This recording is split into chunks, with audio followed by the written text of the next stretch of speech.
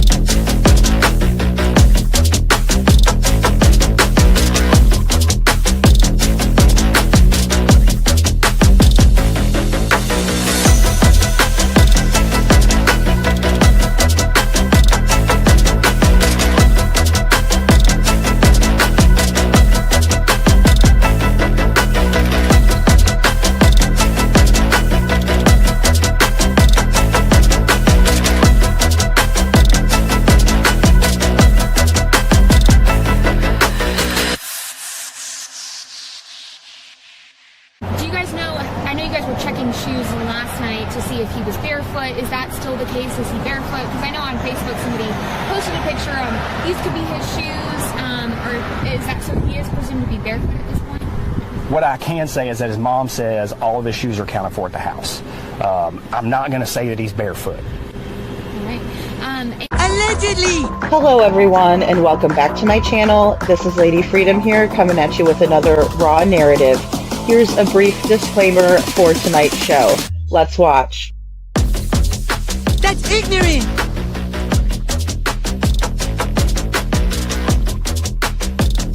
Allegedly, that's ignorant! Ignorant!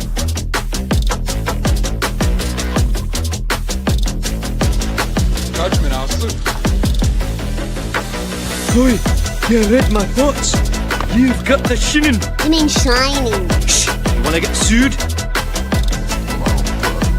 Judgment, Alistair. You just use that shin of yours to call me and I'll come a running. But don't be reading my mind between 4 and 5. That's Willie's time. Hey, yo, boss. I love it when he does that.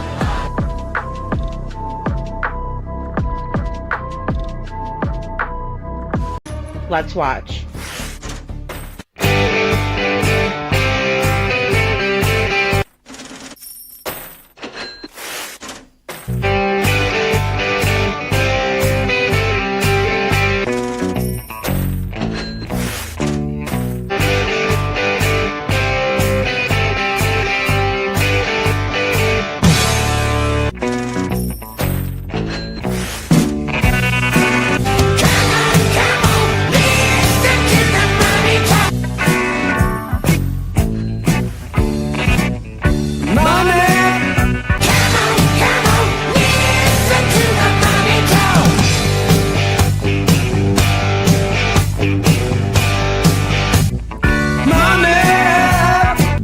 Don't get me back to good bullshit.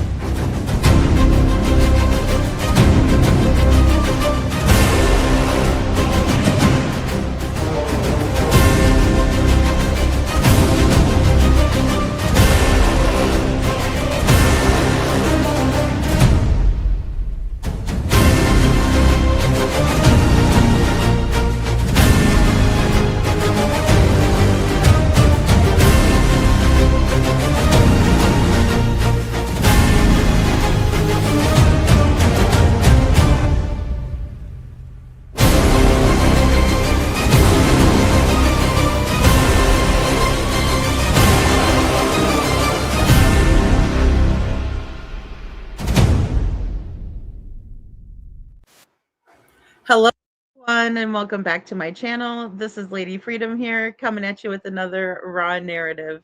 And it's so good to be here with you guys tonight. And I put out a couple of videos today because I'm trying to push out a lot of this information on a timeline for Gannon. So I made a video for Gannon, the pleas that his parents were making at first, kind of showing that his mom didn't have involvement. You know, he had two little sisters, right? He had Harley, who was a stepsister, who we'll get into Harley's involvement in this as well. But then, you know, his father also. So his father and his biological mother got together. Leticia was not at any of these conferences trying to spread the word about Gannon. Quite the opposite. There's a lot of the dynamics that we see in Sebastian Rogers' case, but we're seeing it with the stepmom because she had involvement, right? We have a father that doesn't have involvement, but as we're going to see today, at first he didn't know what to think. And obviously, that's going to happen. So, little Miss Sharon, it's so good to see you. Thank you for being here. And Chuchi is here. Thank you, Chuchi, for always putting in the disclaimers. We're talking about a super sensitive subject all the time with true crime. You know, a lot of times, you know, they'll hold my videos and say, well, because you know, use these words or whatever. Um, it's always a mature audience, you know, and it's not things that are happy to talk about for the most part. Some of the stuff is going to be humorous with Leticia and her lying, you know, because you know, the core of it isn't funny at all, but just the idiocy of what she tries to pull, you know. And like I said, I like to poke fun at people when they do that because she thinks she's doing good, but she's doing horribly, right? She doesn't answer the questions. We're gonna just get right down to it. So, and hey, Scranton, so good to see you. Thank you for being here. And Reynolds, so good to see you. And I see Sandy. Sandy, so good to see you. And I hope you guys are all having a great Easter or good plans for tomorrow. I'm going to take a day off tomorrow for Easter and then be back on Monday talking about Devlin Tate because he went missing the day after Easter last year, even though it falls on a different day this year. So we're going to do a special live for Devlin. I've been trying to coordinate with Tamara on some of the ways that we can help out with the benefit that they want to have for Devlin. I understand that the funeral for Will, because he got into a car wreck, right, is going to be on this coming Saturday. The following Saturday is when they're trying to shoot for the spaghetti dinner. So I wanted to get some of your guys' thoughts on that as well, so we can do that too on Monday. I should be able to get everything together. They have not gotten a venue yet, but I know that they're getting everybody involved to kind of chip in and help. So that's always going to be good, you know. And Marion, I'm so glad to see you here. Thank you for being here. And Joe, I did some videos on Jack and Lily's case. Yes. And I do understand that Janie is a lot, right? She can't be bothered, you know, to bra up when she's going to be on the camera with the news. I mean, yeah, duct tape everywhere, creepy yard in the back, don't know where two kids are. Really, really creepy family. Um, I think Daniel Martell looks like the guy from the Burbs. Hey, Dan, good to see you. So, oh, and that was nice of you, Joe. I think I've seen Charmaine on Justin's channel before because I will go over and watch Justin when he does Jack and Lily lives, but I've been down other rabbit holes lately, so yes. And Chuchi says we need to do a comparison of different LE and what they do compared to what Sumner County Sheriff's Office doesn't do, in my opinion. Yeah, I think that's important because Sheriff Snugs, he thinks it's like all good, right? He thinks that they did a good job. If it was his kid, he would want them on the case themselves, right? That he would want their team taking care of the case, so to speak. So, you know, with that being said, I think that I think it really, what it really comes down to is that there needs to be more of an urgency to preserve a crime scene. Um, that's really important. The one thing that I think that they really screwed up in the beginning is they had a lot of people there, which they shouldn't have done that. And then they didn't treat it like a crime scene afterwards, in my opinion.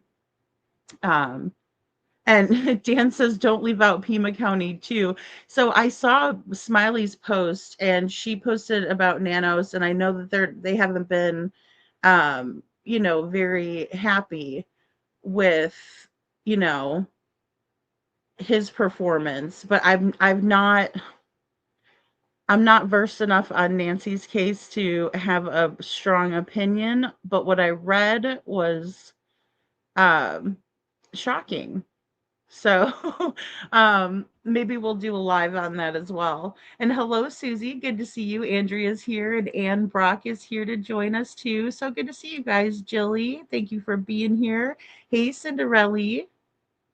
Let's see. I don't want to miss anybody here. Joe, you are nice. You are a nice person when you want to be. No, I'm just teasing. And then I didn't hear that about Tyler Perry. I did not. But Miss Ann, it's don't worry. Hey, I know it with the holidays and stuff. I know people are going to be tired. Hey, Sandy, and worn out. Veronica, good to see you. I was kind of like, should I do an Easter live, because I know a lot of people, since we do a late night show, everybody will be done with their family stuff or whatever. So hey, Wendy, but I was like, well, I'll just take off that day. My PTSD brain, good to see you. And, I think just all of this has been crazy. Um, just all of it, breaking news nonstop, the JLR crap nonstop with that. It's just been a never ending cycle, and it's crazy. Um, Sheriff Craddock, yeah, I would like to see that body cam, Chuchi. I would like to see that body cam when your officers arrived at Sebastian's house that morning, in my opinion. In my opinion, I want to see that as well. I want to see that as well. Hey, Brenda Calvert. I do. I want to see it. And I think you and at least 3 other people have mentioned that. So, I mean, I couldn't even help myself last night when we were going over the interviews, because they're so similar in things that were being said by Leticia. It was a lot of the same things that we've heard from Stepfoot and Shady Katie. So hello, happy holidays. Sorry, I'm like happy holidays is here. Good to see you. Aw, thank you, Susie. I'm so glad. Thank you so much. That's so sweet of you. Thank you. Hello, Susanna. So yeah, I mean, a lot has been popping off lately, so I'm trying to keep up with everything, but I thought it'd be a good opportunity to go over this case. So I know a lot of people are like, what the hell happened? Why are they giving Leticia a new trial? It's just basically because there was an implied bias of a juror, right? So one of the jurors, no matter what, because they knew the DA, it was a former statute that the judge, I guess the judge failed to enforce, I suppose, for lack of a better word, just, way to say it. And yeah, good to see you too. Happy holidays. Yeah, so I mean, that's the best way I could describe it. Either way, she is, in my opinion, and I'm not a law professor or a lawyer or anything like that, but I mean, she does deserve a new trial, which sucks, and I hate to say that, because my real feelings on it is that I think that she needs to rot, right? I hope she has the worst time ever. I hope people mess with it. No, I'm just kidding.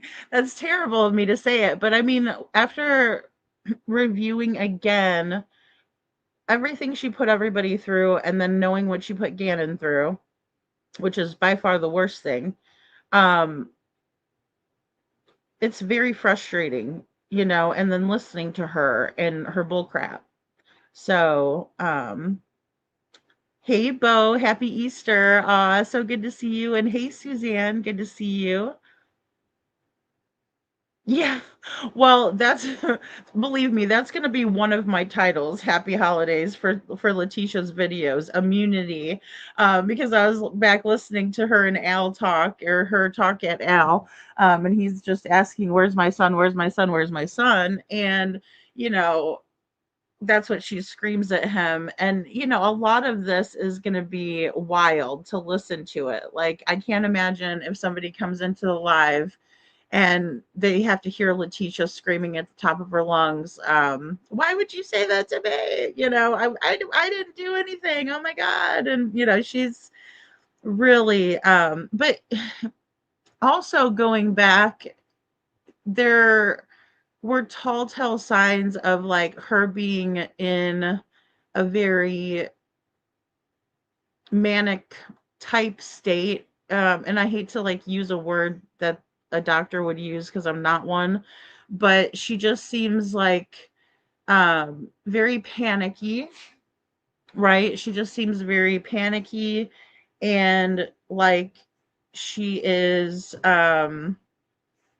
super nervous, right? But I mean, we all know why. And again, a lot of us probably should use allegedly, since this new development in the case. But I think that there's enough stacked up, in my opinion, that we're not going to have to worry about her like getting out anytime soon. But yeah, that was a huge theme with her, And yes, little Miss Sharon, you had Easter today because you're all the way in Australia. So yeah, you had Easter just today. I should have had you guys put a bunch of Easter memes in our Discord and like vote on the best Easter meme, but I guess there's only so many out there. I did want to do a poll tonight as well. So while we watch this, because I mean, I got 2 interviews. It'll be like probably an hour and a half worth. So the first one is Meet the Stepmomster, right? Leticia. So first, we think that Gannon has run away because that's what she's telling us. She's telling us that Gannon ran away, and he is at a friend's house, or went over to visit a friend, and that's her initial impression. But then we figure out that that's not the case at all, right? And so this is body cam footage, and again, I don't know why there is no body cam. Again, like I said, Chuchi, there's people commenting that to me or texting me and saying, "Hey, I saw your video, that's strange because there's no footage," right? You and I were talking about it. I don't know why that, I mean, because we heard the audio. I think the best we have really for Sebastian is the audio of what they were doing over the dispatch, because they were calling things in, right? So that's one thing that we can work off of, and we will work off of it. But it would be very nice to see the body cam and how everything was handled. But I think that my best impression of what probably happened, because Seth did tell us a little bit about what happened that day, or from his perspective, I think that they treated Sebastian like he ran away and like he was hiding somewhere, and that he just walked off, right? Operating under the assumption he just walked off. Katie saying, "I don't know why he walked out that door." All of that too. So, hey, Animal Mother. So, but a lot of this, again, with Leticia, we're going to see she's very agitated, or in a very hyper, I should just say the word hyper, because that's kind of what she's like, a hyperactive state.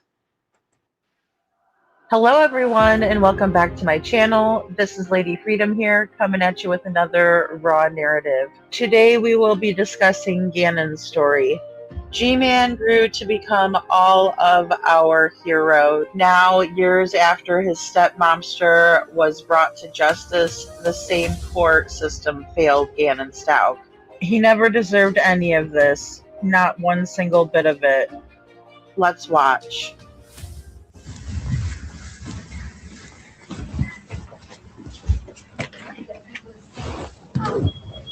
I took the covers that he was laying down, and I just threw it on there because I got my daughter out and the dog's out. She was working, and it was something. You got everybody now. I know.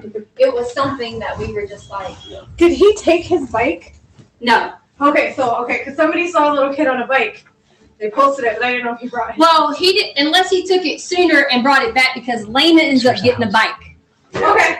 And rides the bike because hers had broke. When she ran into him, I say ran into him as in not physically, but she somehow got his bike because hers wouldn't work. So he could have at one point. Here. Okay. Yeah. They were supposed to go pick him up for dinner. Blue and he never and black. came home. They thought he was at his friend's house. He was like, they started sleeping. So we have him on one. And he was never there. There's one picture someone said he was on. Okay. And he was taking the switch. Here is the reality. Okay, so when it comes to the Switch, this is another piece to it, right? But I mean, a lot of kids play the Switch. A lot of people have that for their kids too, because you can, make it so that it's not connected. You could just use the games, right? Instead of it being connected to, say, like Roblox, which is online based. Yeah, Dan, I get what you're saying.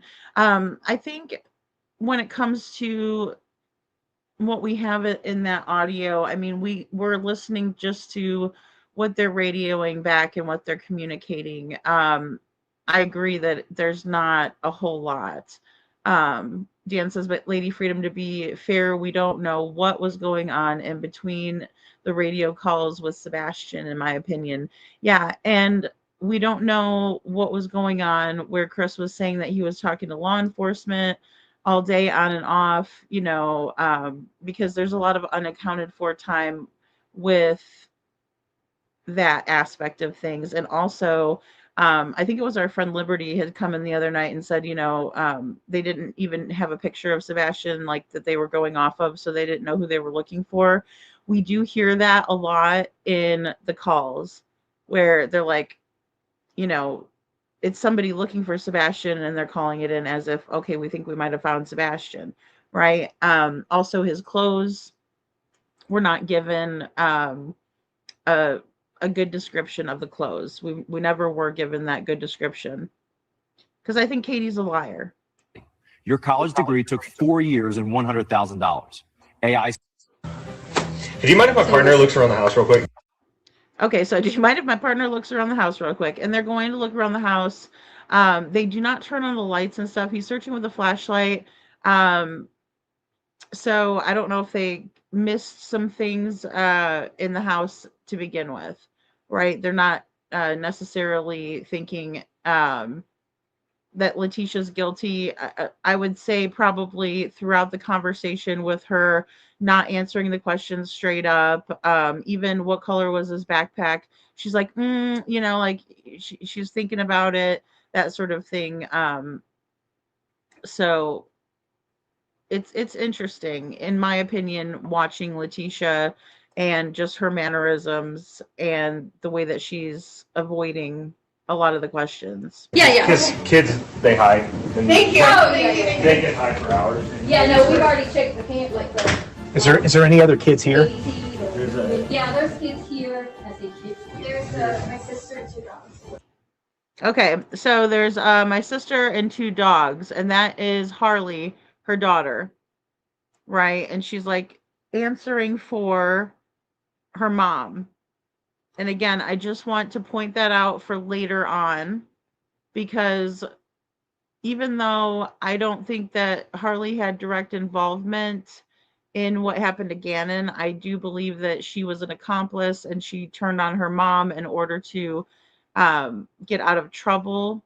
But I think she was afraid of her mom, I think she was used to being told what to do by Leticia.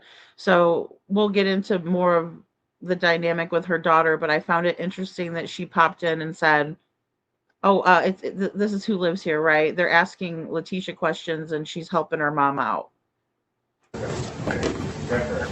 Yeah, no, he's definitely he was out there because they left and blah blah blah. So, just tell me a timeline. I know you said that y'all were gonna go get at 6. Yeah, so it was. So you must be come back here because down here. What happened? Okay, so.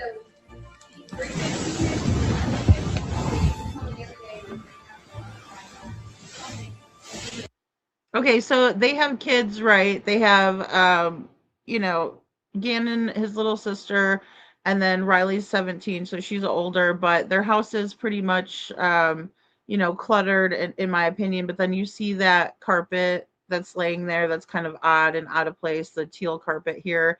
And we'll find out later that, carpet has a bit to do with this, right? But I mean, there's crayons, just stuff strewn about in the house. And we're going to find out more about, that dynamic as well, with Al being, active duty. Okay, so.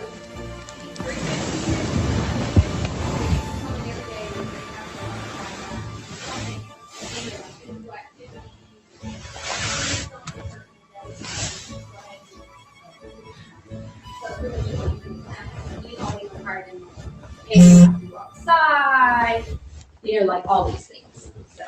Pretty accurate. Yeah. So, he did that. He didn't do that because you said his stomach was hurting. What happened instead of doing that? He said the one. He said he had already talked to my husband about being on conviction. So he said he was going to his friend's house to play video games. Yeah, what time did he left at 3:30? I don't know the exact time because I was correcting his carpet getting downstairs. Okay. So he. And he's free. Like my husband's like very more free than I am with the situation. I kind of always like, who's actually going to give me that number? That's how I was with her. But like he's like, oh, I'm gonna ride. They can ride bikes, everyone's together type thing. So yeah. So he all the time they go and ride and he plays. That's how we do.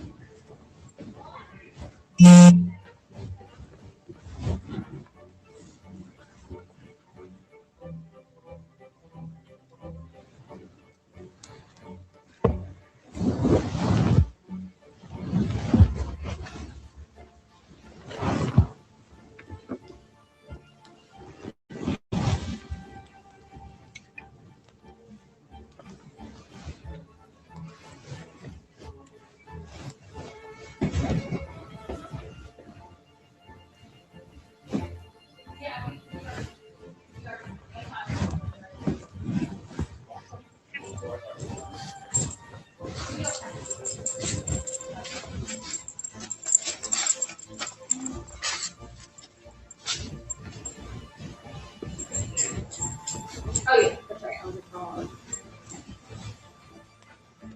I think did I bring my thing in here?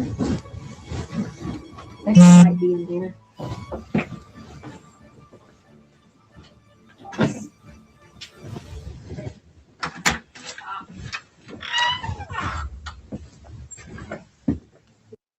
OptiSigns lets you instantly transform any screen into a dynamic digital display.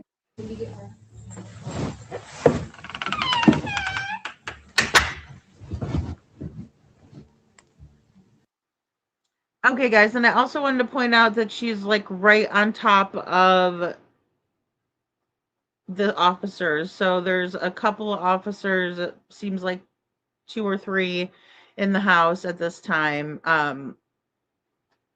And she's trying to watch where they're all going.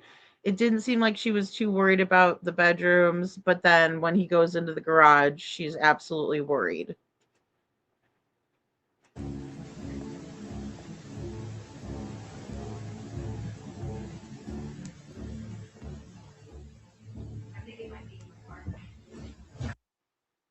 And now she's saying, I think it might be in my car, right? So she's trying to go and get to her car to see what the officer's doing. Again, I thought to myself in the beginning, how come he's not flipping the lights on and things like that? I'm sure it's because he doesn't want to disturb the crime scene if there is one, or doesn't want to leave his fingerprints behind, whatever. But he is using the flashlight in all the rooms, and I think he probably would have been able to see better if he did have the lights on. But I guess he's using the flashlight because of that. That's really the only thought that comes to mind for that. Oh, thank you, my PTSD. That's so sweet. Thank you for all the work you do, Lady Freedom and mods, and for such an amazing group. Happy Easter, everyone. Aw, that's so sweet. My PTSD. Thank you. Aw. Can she claim that she can't get a fair trial because of all the coverage on YouTube? Marion, I think that it would be even bigger than on YouTube, that she would be able to possibly use something to that effect, but I don't think that it would stick, because honestly, they should be able to get people in the area that are fair and unbiased. I mean, it's just a really awful thing, in my opinion, that they didn't just get rid of that juror, but I think moving forward, it's not something that I would just be like, well, no, that could never happen. But I think in that area, we were talking about it the other night. Since there's a big military influence there, there's people that live off base even too, and then they switch their housing out and things like that. So I'm sure they'll be able to find, good people to serve the jury. But yeah, I mean, it's definitely, again, one of the things that a lot of people were saying, in terms of how is she going to try to weasel her way out of this one type of thing. So, yeah, Marion, I mean, it's tough. Yeah, it's such a huge F up by the judge, right, Andrea? Yeah, it's totally unbelievable. I was like, there's no way. And I didn't even know that she was going for it, but then there were videos going back even a couple months. So I didn't realize that it was in the works even, but yeah. I mean, and to be honest, yeah, what they did, they should have never done that. Really opened it up and, allowed for her to come on in with that. So yeah, I think they can do that. I think they can, because not everybody follows true crime, which that's, I guess, a good thing, in some ways. So, but no, I don't think she'd be able to weasel out with that, but I think she'll probably try it, so. Sir, I think it might be in my car, so whenever you're... What might be in your car? He wants my ID. Oh, okay. Was this the car you guys had with you today? Do what? Was this the car you guys had with you today? What do you mean with me today? I mean, did you drive this car today? Okay, again, she can't answer the question. But also, I want to point out that, Mr. Proudfoot is a do what too. Oh, do what? Do what? So, oh my gosh. I'm going to have to get a video together. It's going to be like 4 hours long of all of the similarities. Yes. Okay. No, I didn't drive that car today. You did not drive this car today. Okay, all right.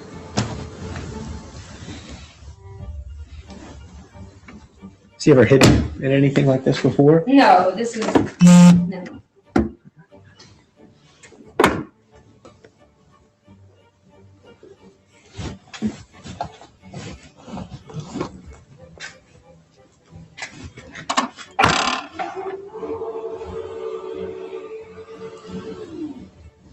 And another thing is why didn't Leticia put the light on, so she could see better? She's going to get her ID and she's just going out there in the dark. It's so weird.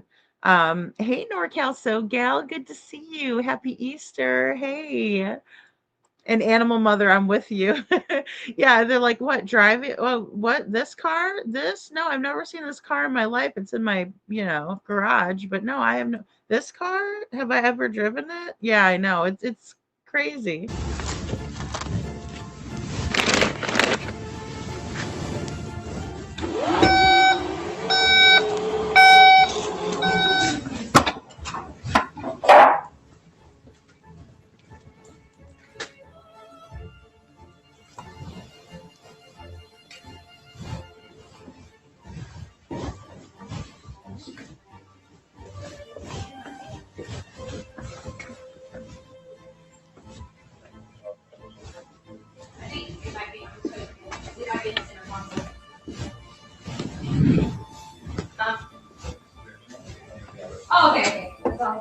Yeah.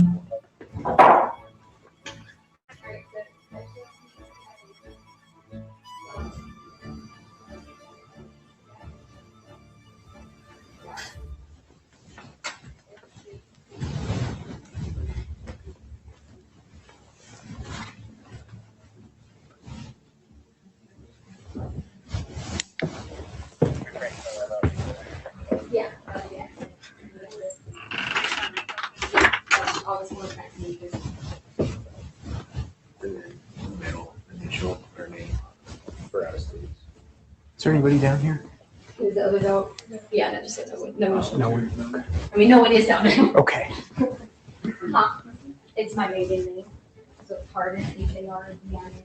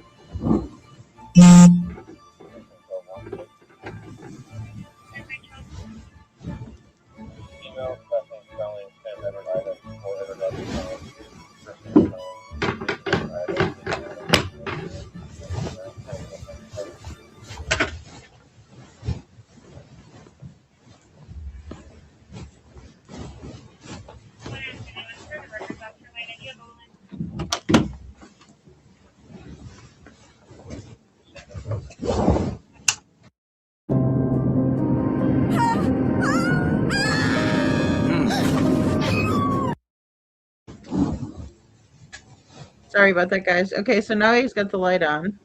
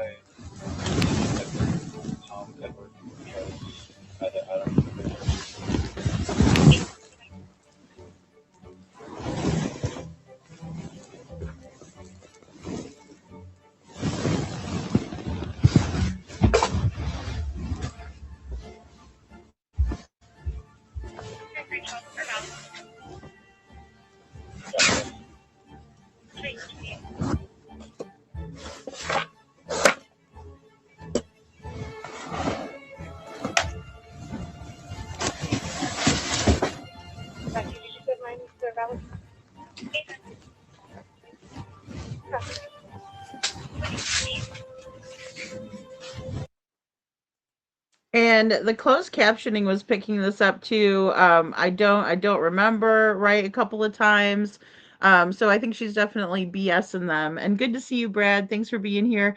Yeah, I mean, I think that, they had a nice house. It was cluttered, with a lot of stuff. There was a lot of stuff in that house. Any of the closets, there's no way Gannon could have been in there. Yeah, she was hoarding for sure, right? Like, look at all the paper towels, toilet paper, whatever the hell that was. I guess because 2022, I'm maybe because of the pandemic or whatnot. Uh, she's stocking up on that kind of stuff. But you think it would be organized? They definitely have enough room. So yeah. So this was in Colorado. Thank you, Andrea. Yeah. So I know, Cinderella. It's like everything's a storage unit though. Like there's just like bins and all kinds of odd stuff. But I mean, and they do have kids and stuff. So I mean, I'm not really judging, but there's a lot of crap, right? And I mean, it's not like he's gonna be in one of the closets, in my opinion. Um, you know, unfortunately, we'll find out what happens.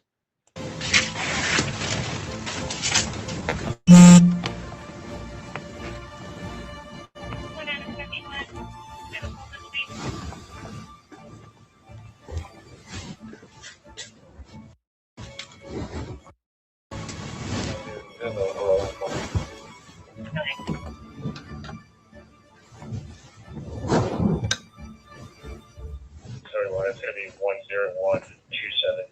101275370 South Carolina.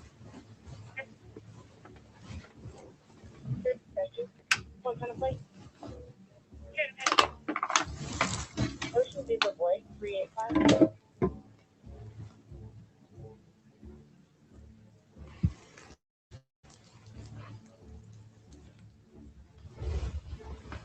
Okay, guys, and this is what's to believed to be Gannon's room here. Um, and looking around, it's kind of a narrow view or whatever, but there's like a pizza box on the dresser and stuff like that. It seems like maybe she was in there for a while or something, or I don't know if she let the kids eat in their rooms and stuff like that, but that's gonna attract bugs and stuff. But I mean, it doesn't look crazy out of place, but you do notice like some of the drawers are open, as if there was like a panic, but then also there is a closet full of stuff and clothes. His bed's made, also want to point that out, and it looks like there's stuff on his bed like he hasn't slept in it.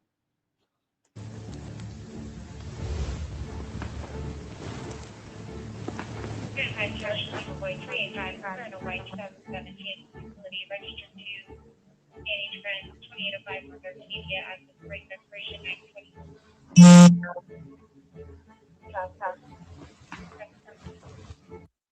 I agree, NorCal. So, Gal, that is a good point. She says, "Poor kid, not much more than a cell." It's not like there was any like happy anything in the room, right? Like the decals for the walls or anything special, painted one wall a certain color or anything. It's very drab and clinical, in my opinion. So, yeah, that's a great point.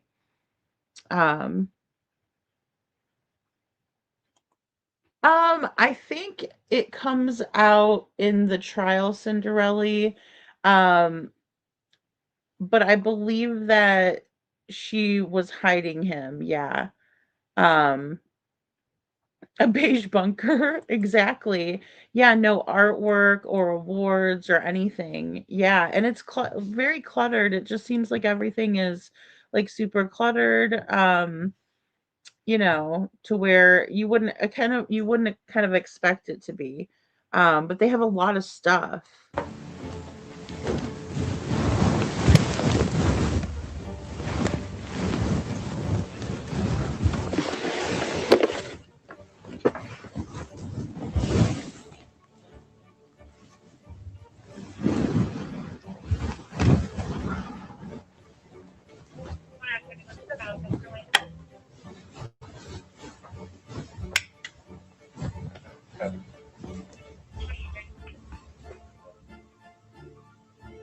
He wasn't in here this week. That stuff is down there, sir. Yes, ma'am. Can I show him about stuff? I just didn't want the stuff on the cutter, the box thing. I think I still had down there. Okay, because you weren't in here. You weren't in here in the beginning, right? I thought I didn't know if I had that box cutter and all that stuff in there because I told him about he dropped a candle last night. Oh, okay. And I thought I must have picked it up. I was just making sure I didn't want you to be like, oh, just a box cutter. But yeah, I had to cut this, and I told them I wasn't even going to tell Dad, and I was going to figure out a way to put this in there from the situation. But at least you got a carpet. Yeah, right. I just took it and like covered up with the carpet and stuff like that. But Okay, guys, and this also is where she kind of starts building the story, right? Where she's telling them about the carpet and showing them that, right? But she's like, ha ha ha, look, ha ha, isn't this cute? You know, kind of a thing. And I agree, all that is unseen. He turned on the lights in the basement, but not in the garage when he was searching. And that's weird. Cars must play a big dominant role or suspicion in these things. And I believe that too. And it's just easier if you flip the lights on. But I realized, okay, well, if he has to glove up or whatever, but I think I certainly would. If it's dark, I would want to see and make sure I didn't miss anything.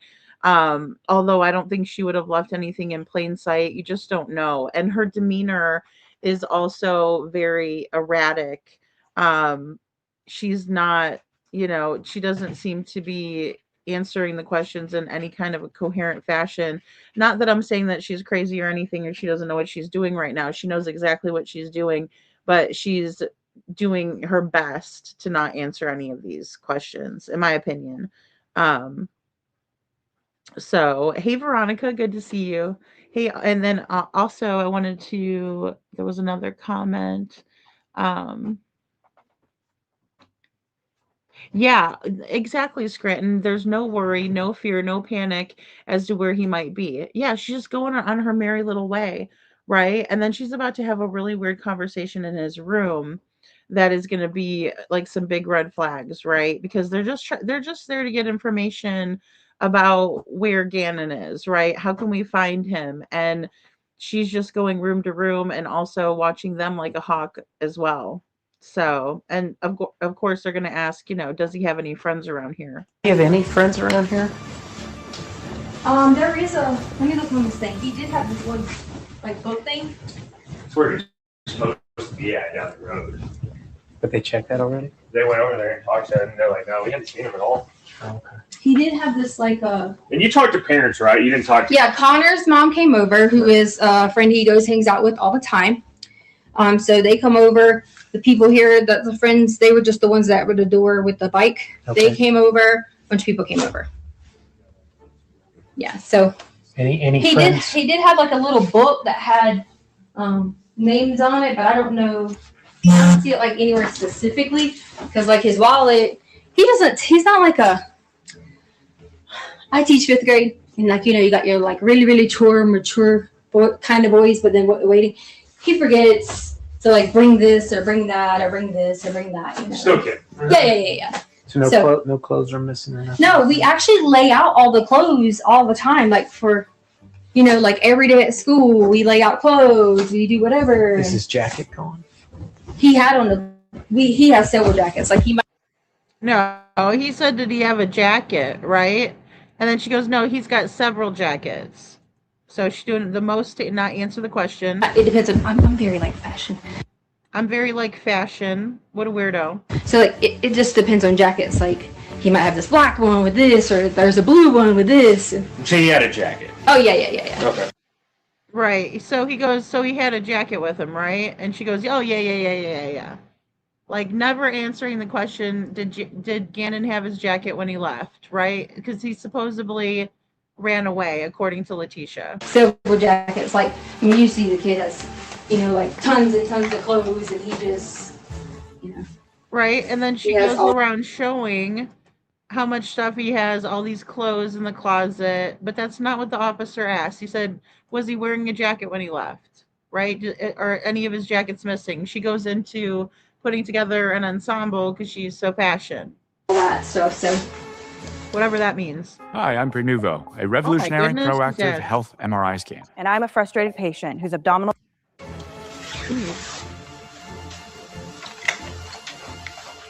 And he took like none of this. Like these are his favorites. All of these things. Yeah. And then she just stands there and she's like, yep. He didn't take none of this stuff with him. Yeah, no shit, Leticia. What? She's like, yep, none of this stuff's gone. Okay, we can see that. And she's like, this is one of his favorite things. And she goes and grabs that pizza box off of the top of the dresser. Like, what the hell?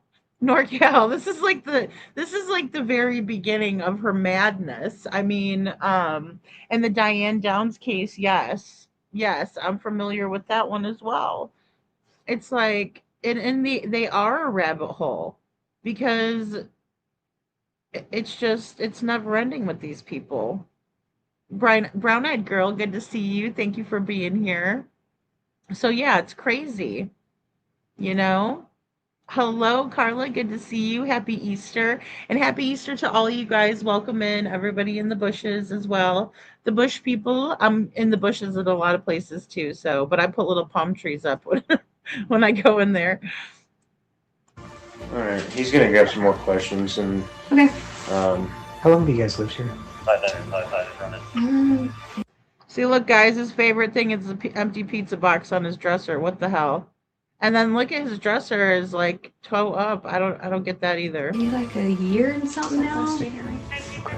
Yeah. And you have talked to all of his friends' parents in the area? I'm not the person that talks to the friends. I don't have numbers. I don't say yes. I don't say no. Okay, so this is where we see like a really big red flag and a breakdown in the relationship, you know, with this statement. Because here's Leticia. Al's gone on work trips quite frequently, right? He's very active and going on these work trips. She's behind, right, taking care of the kids, and she has no idea who the kids' friends are or what their parents' numbers are. I mean, I don't care if you're a stepmom, adopted mom, I don't care any of that. If you're a mom, you know, like NorCal's saying, these moms over here, right? If you're a mom, you know these things. And then also when it's, well, Al handles his kid and I handle my kids. Because when you see that split, that is never a good sign, ever, ever, ever. Because that means that, you know, there was a certain time and place where that was probably an issue or, you know, something to that effect. Because if you're leaving your child with somebody like that, again, I'm not saying that Al couldn't call and speak to Leticia or make those decisions over the phone, but I'm just saying that you could tell that that is a point of contention, and also she's using it to her advantage, in my opinion. My husband tells me yesterday. So because I think that she probably knows a lot more than what she's letting on, especially because, again, she's there. So if the kids go someplace, you're telling me you don't know how to get a hold of Gannon, you know, if he's down the block or whatever, maybe he uses the phone. But again, it just shows kind of a major disconnect there. Yes, I don't say no. My husband tells me yesterday. So he has all the numbers. So there could be some friends that you don't know. Right, because I don't know the people like that. And a lot of the time that I was here, I had a job on the East Coast. Mm-hmm. So I had to fly back and forth for a lot. So I didn't really meet a lot of people, you know, like my husband did. And he's like, always want to be the one to talk to everybody about it. And so, well, how about your husband? Does he talk to these people? Yeah, he's been on the phone with a bunch of them. He's in Oklahoma, Fort Steele right now. Is there anybody he hasn't been able to get a hold of? No, he said he's talked to everyone that he knows of. The only concern we had is he was talking about the friend with the older sibling, and we don't know who that one is. That's the one we don't know. Do you guys have a name for that? Because we don't know who that person is. We've never heard him say like specific name. And my husband said when he talked to him today that there was no like specific name for. But he didn't give him a name. He just told him no. So. And he took his game console bill. Yeah, they have a couple of different consoles. And one of them's gone. Switch Lite. They have a 2DS, a 3DS. One of them is gone. It was in like a bluish black. Wait, no, that one might be in red. I don't remember. I just know in the video you can see that, or the picture that the lady had, you can see like he's got something right here and it's like far down. Which pictures? So some lady online had noticed it, like messaged us and had noticed that was him or the description, and she was like, "Was that him?" And I was like, "Yes." Where was that picture taken? I don't know. I honestly have about 150 Facebook messages that I haven't answered people on because you guys showed. Was it local? I mean, was it in the in Lorson Ranch? Someone put it on the Lorson Ranch page, and so a lot of people just kept sending messages, information. First, someone said they saw him get in a white SUV. Then someone said they caught it on their camera. They were all supposed to be sending this to me, but as I was talking to all these people on Facebook, because my husband gave the neighbor permission to post it, you guys came and I kept having alerts lists, and I was Okay, so people are trying to send in tips to Leticia and help her find Gannon. There was a big outpouring of love and, you know, support and searching for Gannon in the area. So, but then she says here, you know, my husband gave them permission. You know, that this is just showing a disconnect here, and then also that Leticia is super overwhelmed because of all of the response and everything, right? She didn't know what to expect, and I think a lot of it is she's, you know, shit in her drawers right now. yeah. Huh? At the door. Okay. No. Yeah. Okay. I know you probably gave some of this information to dispatch already, but can you give us a description of him from top Yeah, to bottom? so, Hair color, eye color, any art? Yeah, so brown,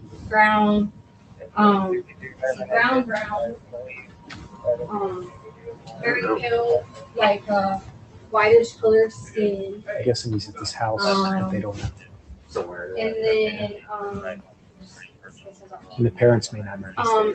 and then Well, they said that 4'10". there was a weird text that Dad got about something 90 about bath pounds, salts. maybe? And hey, if you And then I if sent you I that can get some picture bath that- salts, do we have any bath salts? Yeah.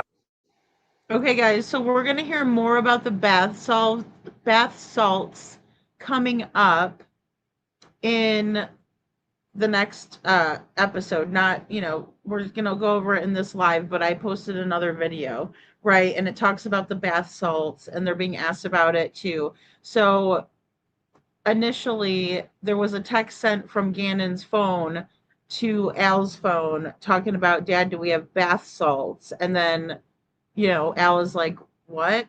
And, you know, they're trying to watch for Gannon going off with a friend to partake in doing said bath salts. And again, I think and believe that it was not Gannon who wrote this text to Al. I think it was Leticia, because she was absolutely manipulating and, in my opinion, sending text messages from phones after Gannon was no longer able to have done that on, you know, for himself, in my opinion.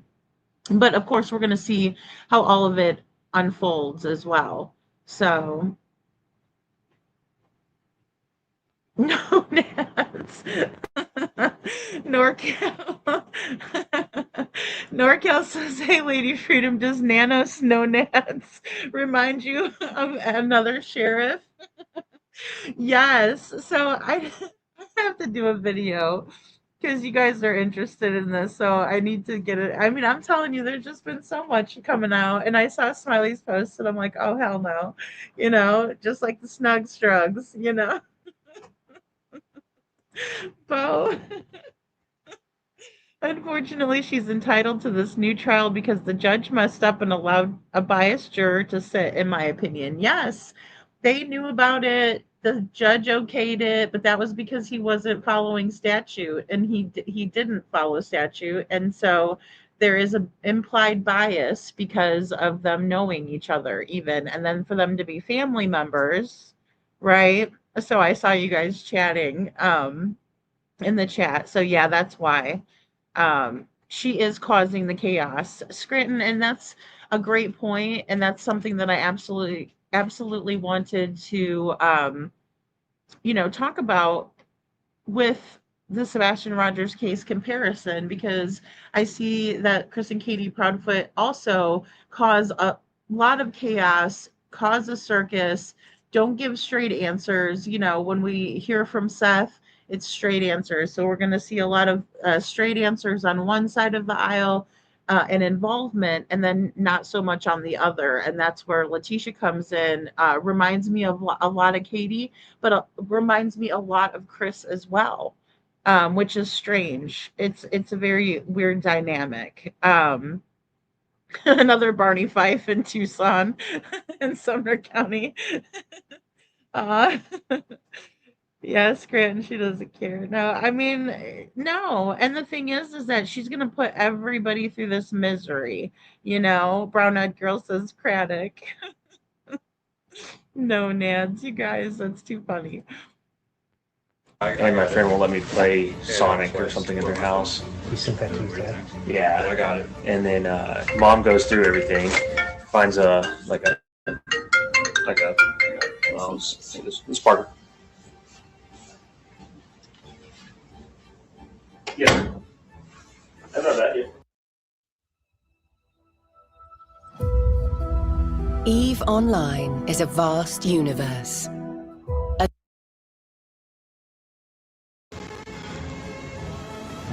Yes. Correct. Yes.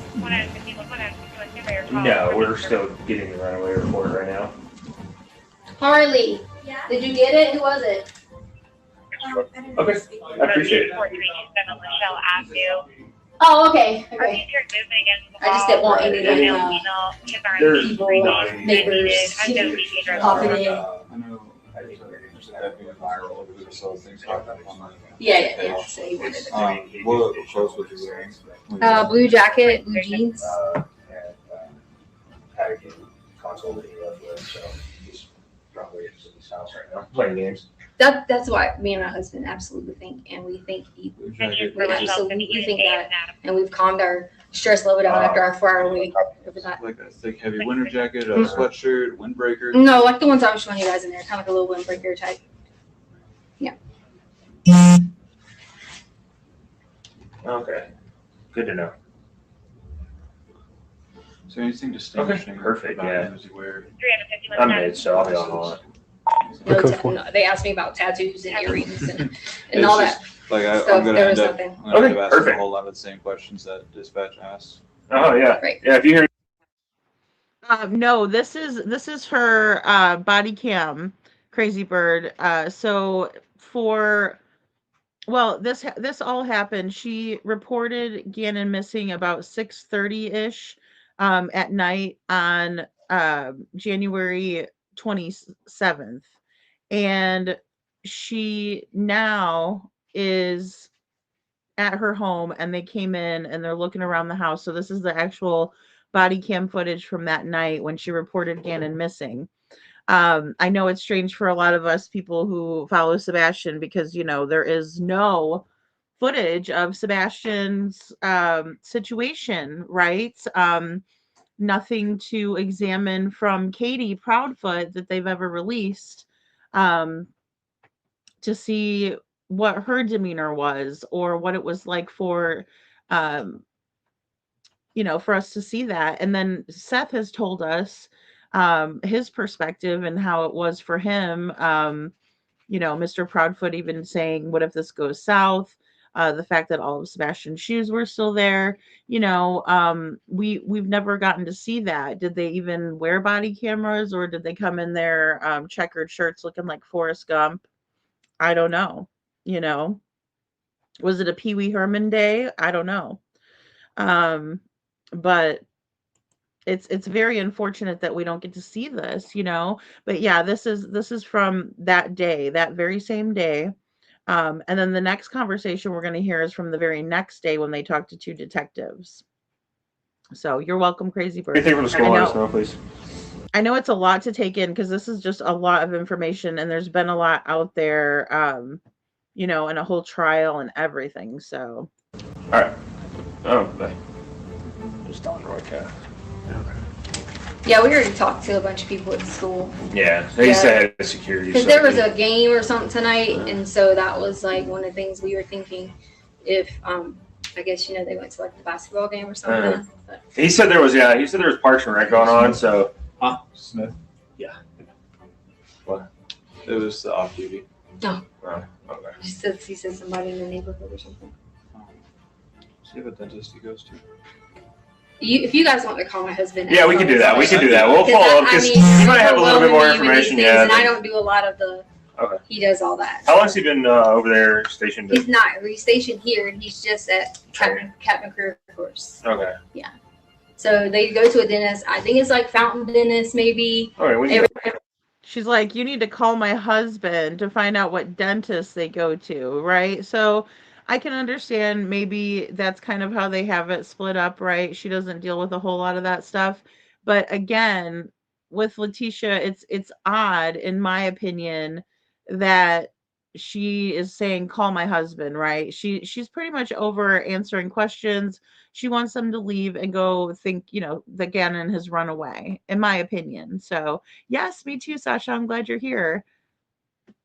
Yeah, she was sentenced crazy. I know, all of it, And there's so much out there, Andrea. I mean, just so much.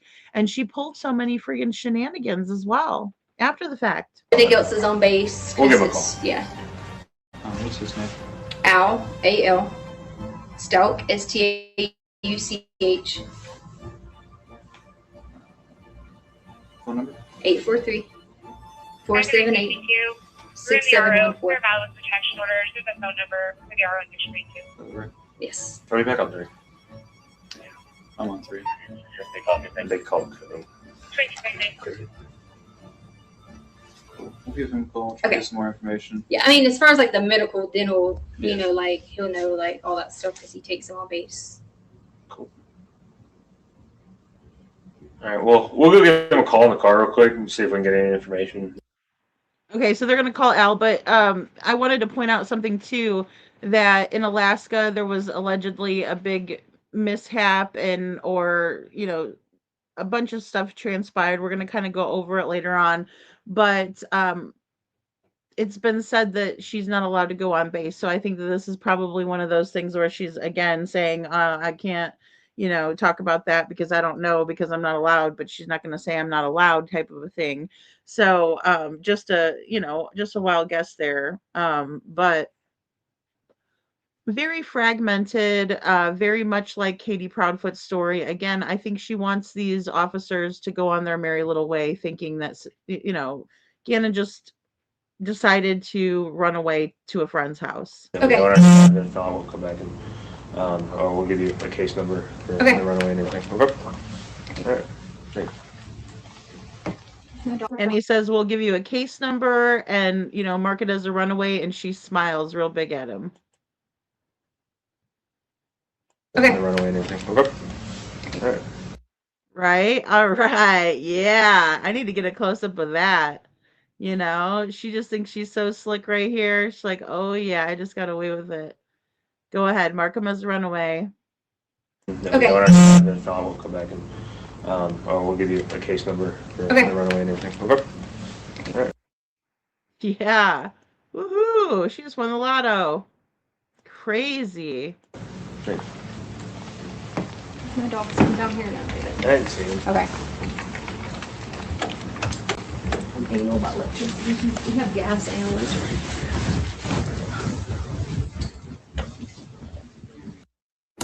Whoa. What's that? I just built a budgeting app in Base 44. Guys, Nina just built an app.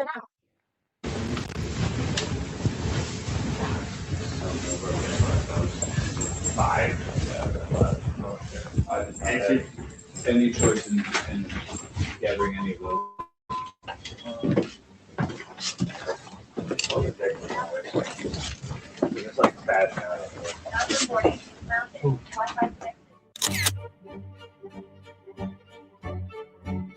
It picked it up. It picked up the young lady taking him. Well, it picked up him getting into the vehicle and her taking him off about 10:16 that morning. 4 hours later, and then she returned about 2:16 without him. Gannon was reported missing by his stepmother later that day.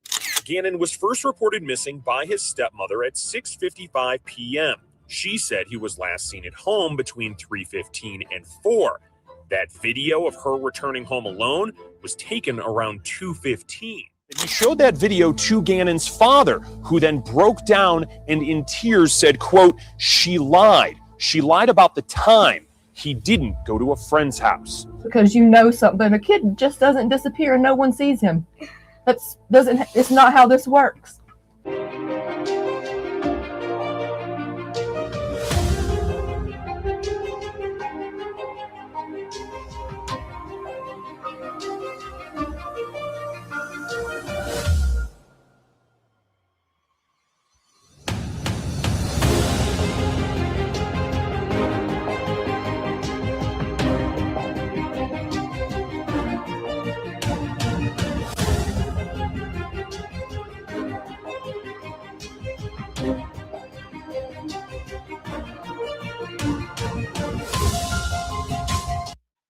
Okay, guys, and then we have Leticia right here.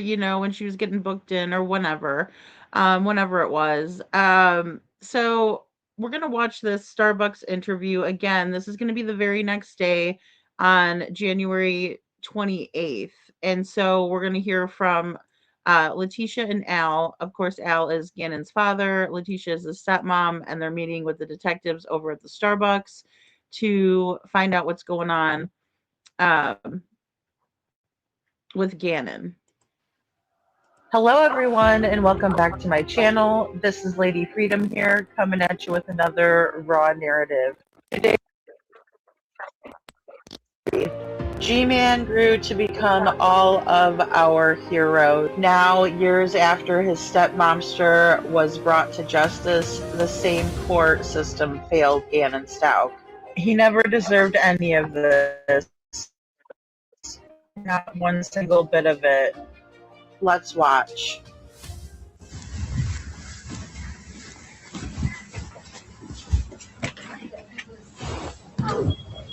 I took the covers that he was laying down, like had, and I just like threw it on there because I got my daughter out and the dog's out. She was working, and it was something. Yeah, everybody knows. I know. It was something that we were just like. Did he take his bike? No. Okay, because somebody saw a little kid on a bike. They posted it, but I didn't know if he brought it. Well, he did, unless he took it sooner and brought it back because Lena ends up getting a bike. Okay. And rides the bike because hers had broke. When she ran into him, I say ran into him as in not physically, Right. but she somehow got his bike because hers wouldn't work. So he could have at one they were point. here. Okay. Yeah. They were supposed to go pick him up for dinner. Blue And he never and black. They thought he was at his Black. friend's house. He was like, Yeah. they started sleeping. So We they got were gonna we pick have him up on the road. one. And he was never there. There's And he never one went to his picture friend's someone house. said he was on. Okay. And he was taking the switch. Do you mind if my partner looks around the house real quick? Yeah, yeah. Because kids, they hide. And Thank you. Oh, Thank you. They can hide for hours. Yeah, no, we've already checked the camp, like the Is there any other kids here? AZ, yeah, there's kids here. I say kids. There's my sister and 2 dogs. Yeah, no, he's definitely he was out there the day left. Blah blah blah. No, we actually lay out all the clothes all the time, like for, like every day at school, we lay out clothes, we do whatever. Is his jacket gone? He had he has several jackets. Like it depends on, I'm very like fashion. So like it just depends on jackets. Like he might have this black one with this, or there's a blue one with this. So he had a jacket. Oh yeah. Okay. Several jackets. Like you see the kid has, like tons and tons of clothes, and he just,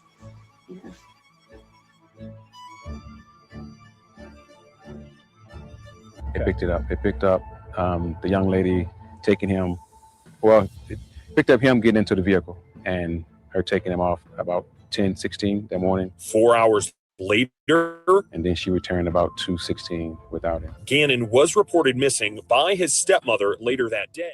Gannon was first reported missing by his stepmother at 6:55 p.m. She said he was last seen at home between 3:15 and 4. That video of her returning home alone was taken around 2:15. He showed that video to Gannon's father, who then broke down and in tears said, quote, "She lied. She lied about the time. He didn't go to a friend's house." Okay, guys, and this is Leticia's Google searches, right? Somebody pulled a FOIA for this. Lady Justice True Crime is the person who did this. So really grateful to have this information.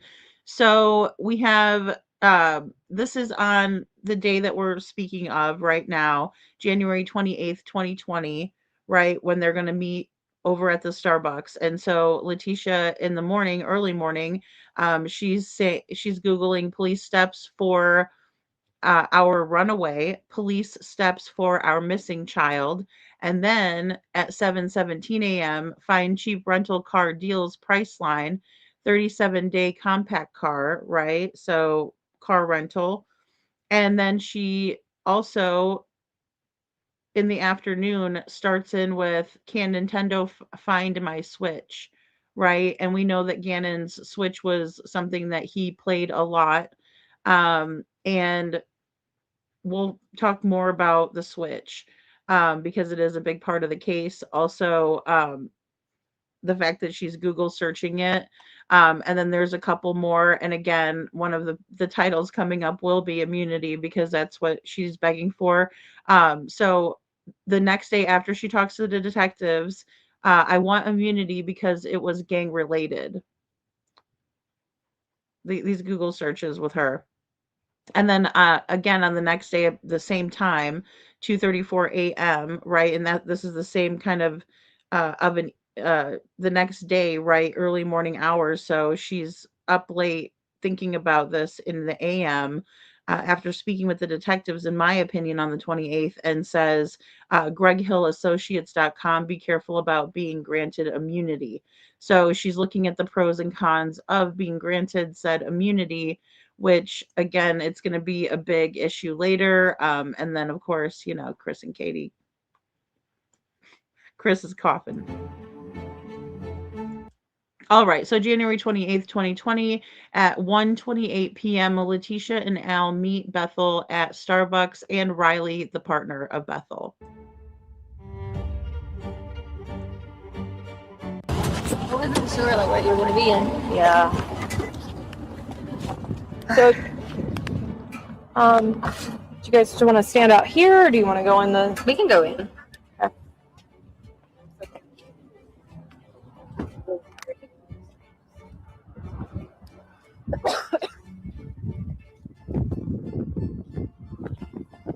I'm Detective Bethel, by the way. Okay. This is my partner, Detective Riley. Sorry, I'm just a little.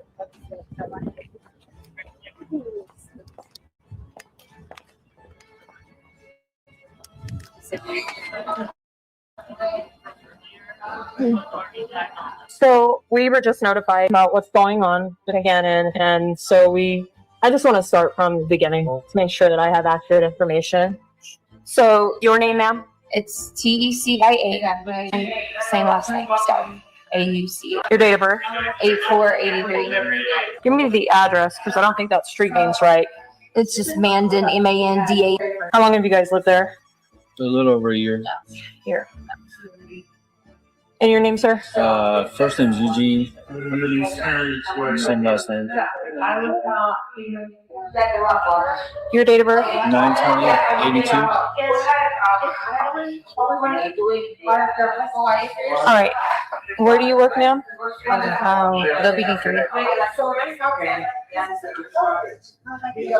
Which school? I don't know. I do like different things at Flipboard College.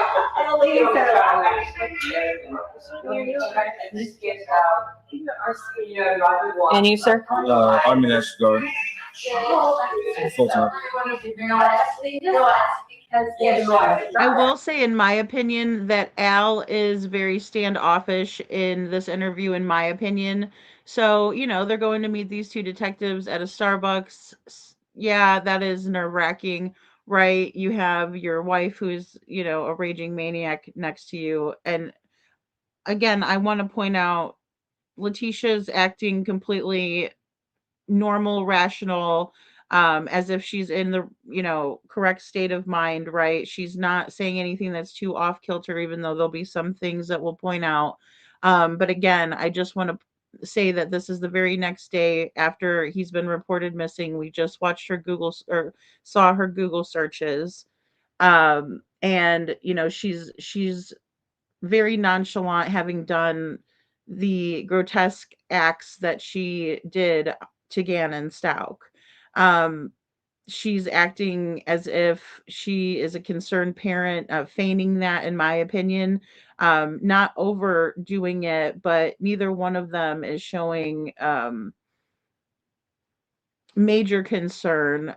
We'll hear it as we go along, but again, I think that Al at this point is in denial, maybe some shock, doesn't know what to think, but doesn't really want to believe that Leticia could harm Gannon. And again, there was a lot of manipulation, in my opinion. We'll hear about some text messaging and how things were going from Al's point of view. But I do think the whole time he's direct and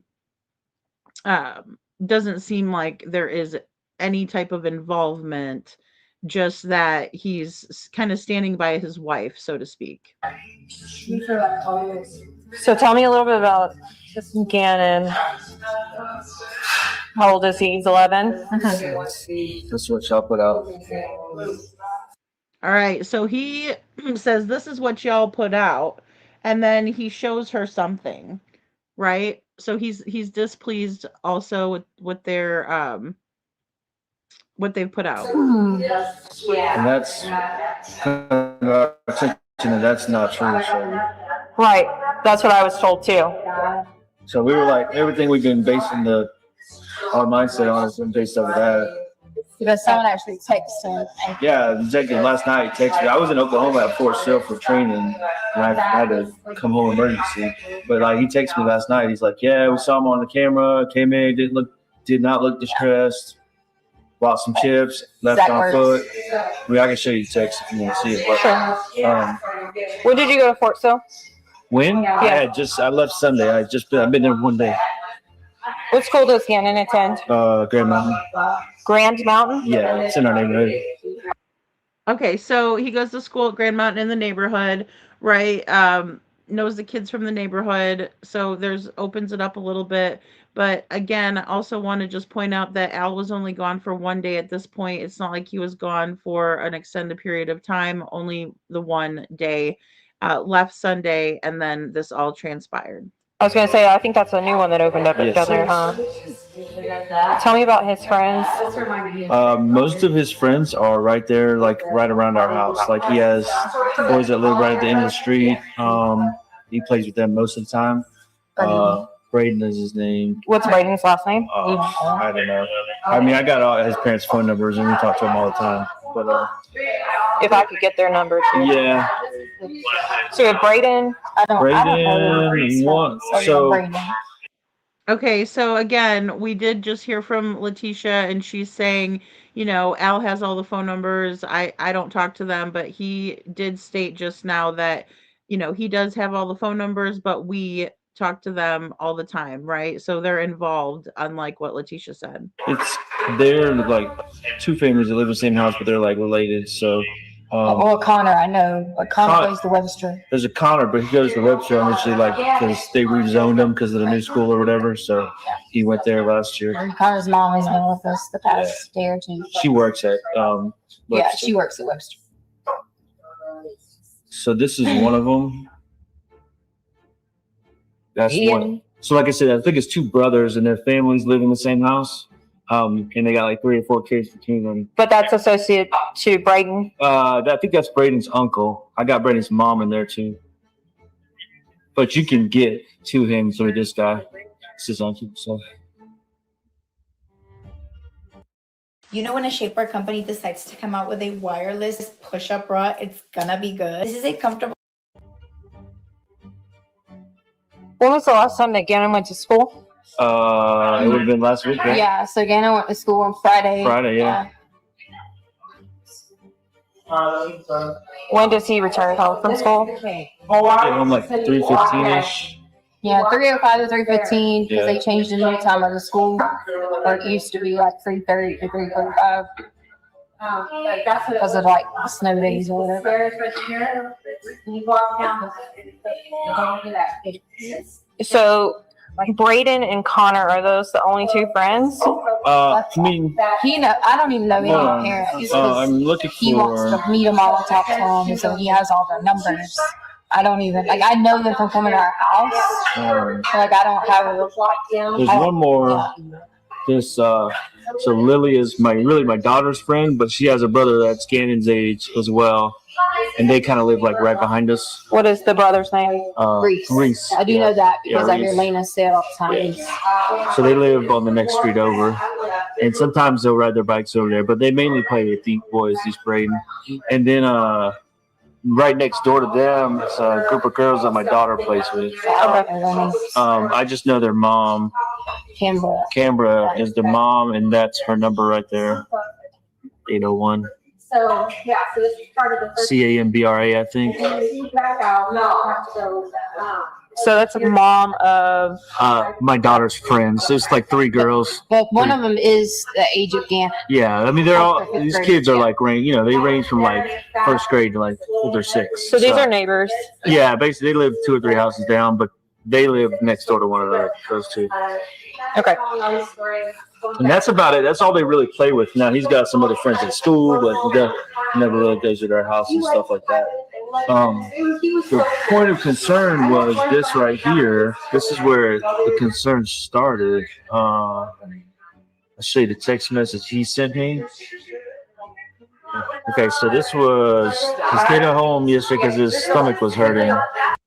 Okay, guys, so this is where they start talking about these bath salts and the text that was received that was sent from Gannon's phone to Al, right? And then again with the stomach ache. So in the body cam, the stomach ache's talked about. Now Al is also bringing up the stomach ache. So we went hiking on Sunday. Okay, so yeah. I told that part. Yeah, She sees about this. Right. And then here comes Leticia swooping in right away. Oh, yeah. We went hiking on Sunday. Well, we went hiking on Sunday. Again, big red flag, in my opinion, just the way she swoops in. Play with. Now he's got some other friends at school, but he never really goes to their house and stuff like that. The point of concern was this right here. This is where the concern started. I'll show you the text message he sent me. Okay, so this was he stayed at home yesterday because his stomach was hurting. So we went hiking on Sunday. Okay, so yeah. I told that part. Yeah, She sees about the stomach, and we went to Garden of Gods, and we get probably about a few miles down, a few feet in. He's like, "Oh, my stomach hurts." I'm like, "Yeah, it's probably because you haven't been, like exercising on it." Since he's had this problem for a while because he gets like really bad constipation. And so his stomach was hurting all through the night, and you were either on the plane or something. I was on the way. We were like texting back and forth, and I was like, should I just stay at home because there was a blood and stuff coming out of his body and shit. So I was like, I didn't want to go to school like that. Oh my God. Okay, so this part, guys, I'm sorry, trigger warning. This gets me infuriated, and especially as it pertains to how Chris and Katie were portraying Sebastian, the whole 9 yards. It definitely ties in here. But the fact that you have a sick child, right? Your child is saying, my tummy hurts me, my belly's hurting me, I don't feel good. He's now had, blood in his stool, right? And you're bringing him all over the place and doing all this stuff back and forth, doing the hokey pokey and taking him hiking and, oh, it's okay, you need exercise. I don't know about you guys, but if my stomach is upset and my stomach's hurting, I'm not going to go on a hike. That's about the last thing that I'm trying to do. There's some things that, getting some rest might help and things like that. But she brings him around to all of these places, right? And I think a lot of it has to do with her making sure that he's caught on camera with her out in public, right? But then again, she doesn't really even bring him in. She says he's in the car. So she's building an alibi for herself too, in my opinion. But just again, imagine having a child who's telling you, I'm not feeling good, and you're dragging him all around. And then we find out that he has, some degree of burns on his arms from candle wax. Just absolutely disgusting. Ear goes through like multiple underwear. So and he gets really down and embarrassed about that too. So he gets embarrassed. He's very like emotional about that type of thing right, yeah, because it's embarrassing, and Leticia likes to tell it to anybody who will listen. Yeah, we know. It's the same old story, same old song and dance. Peter Hyatt said it in Sebastian's case. He's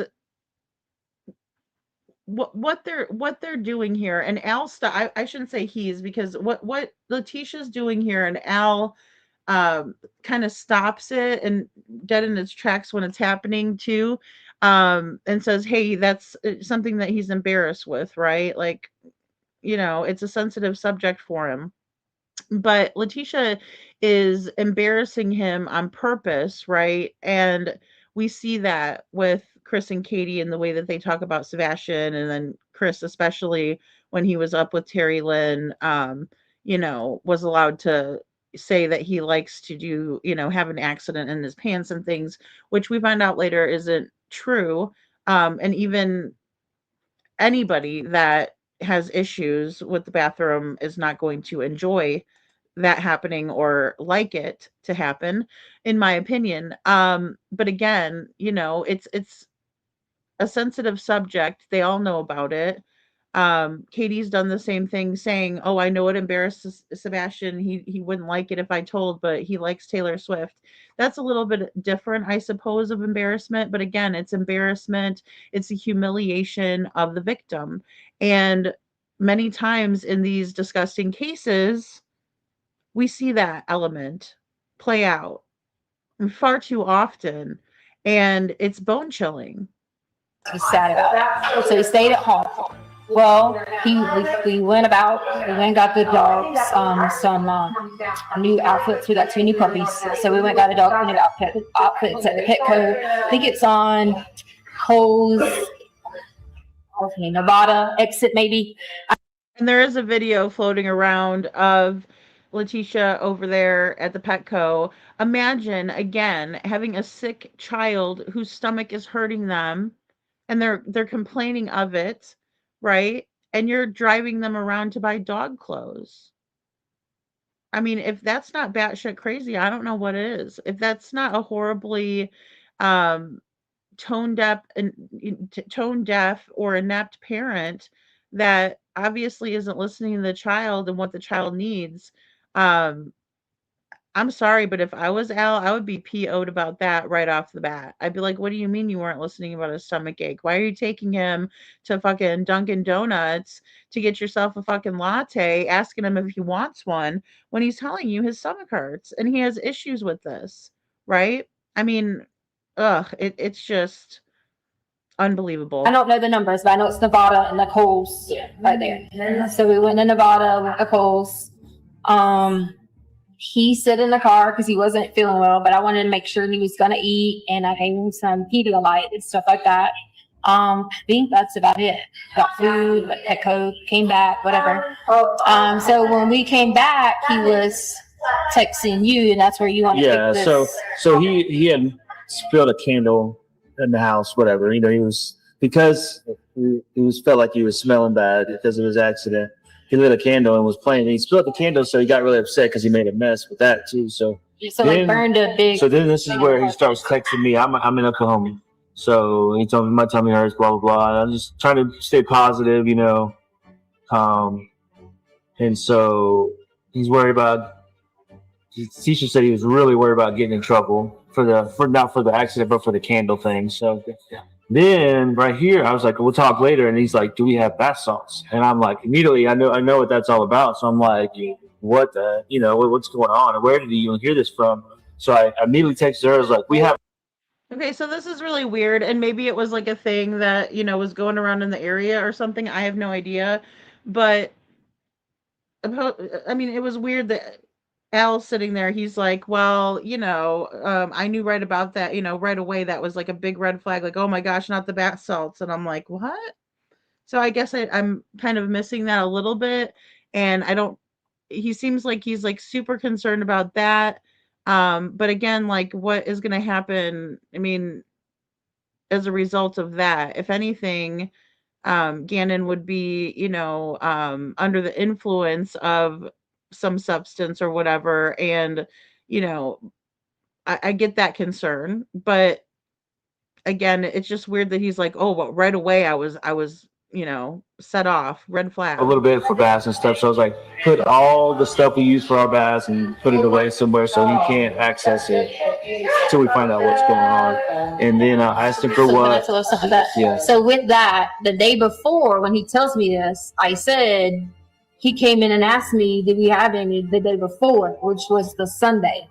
And I Well, and he's also, they're referring to like the bath, like Epsom salts and stuff like that. I think when they're doing that, as a substance, I think is something different. Like, I don't think I could, toke a bath bomb, but So I gave him a bath bomb because I really didn't know bath salt. I didn't know. So I gave him a bath bomb. He went and took a bath. I still was clueless to the bath salts until we looked it up. So then he tells me this. My friend said if I got some, we could play this weekend. And I told him no, absolutely not. And we were still talking at this point. And then he was like, he went on a little bit. And then he's like, his brother has a car for a sleepover if I could come over Friday. And that's kind of the end of it, other than just some more haze.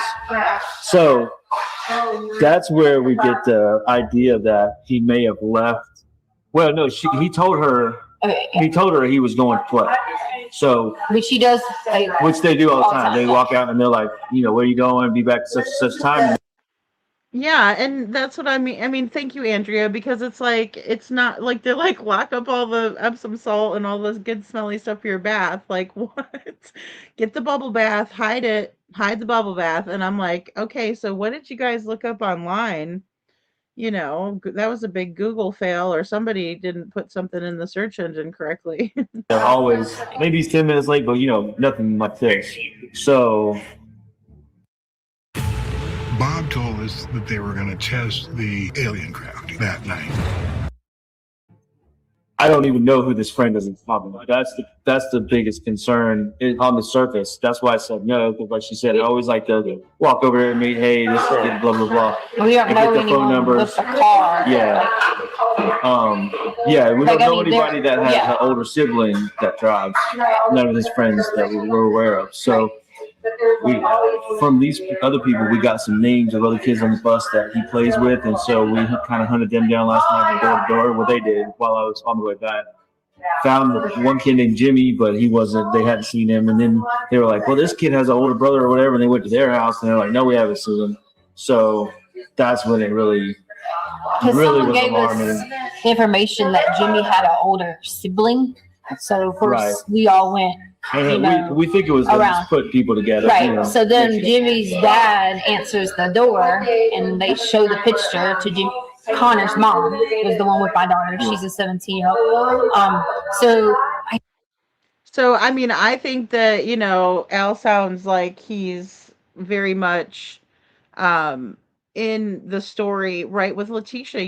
The blah blah blahs are concerning, I mean, I was taken back by this interview, because I did not hear this interview before, but I was taken back by it because I was like, wow, this is interesting how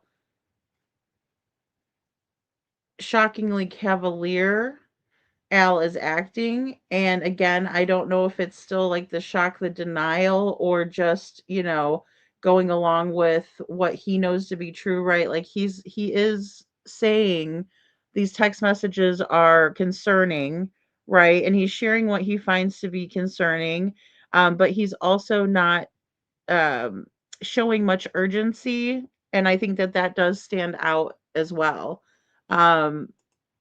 Again, we'll see how it unfolds. He's like, yeah, I think I know that kid. And then they were like, do you know Jimmy? And the guy was like, yeah, that's my son. And then he was like, I'm sorry to tell you guys, but we don't have an older child that drives. I don't know if she said Jimmy was the oldest, but whatever it was, Dad said there was no oldest boy that was in their home that drove. But it was like he said, pieces were coming in from different kids trying to give us information and names and stuff like that. See, the big deal here is it's not like him. And I know kids. Okay, and Al saying here, it's not like him. It's not like him to do it. And, we know Chris Proudfoot, it loves to do the blah, blah, blah, blah, blah. But he does it more like blah, blah, blah, blah, blah. Because he's got those fish lips. Well, Leticia's got the fish lips too.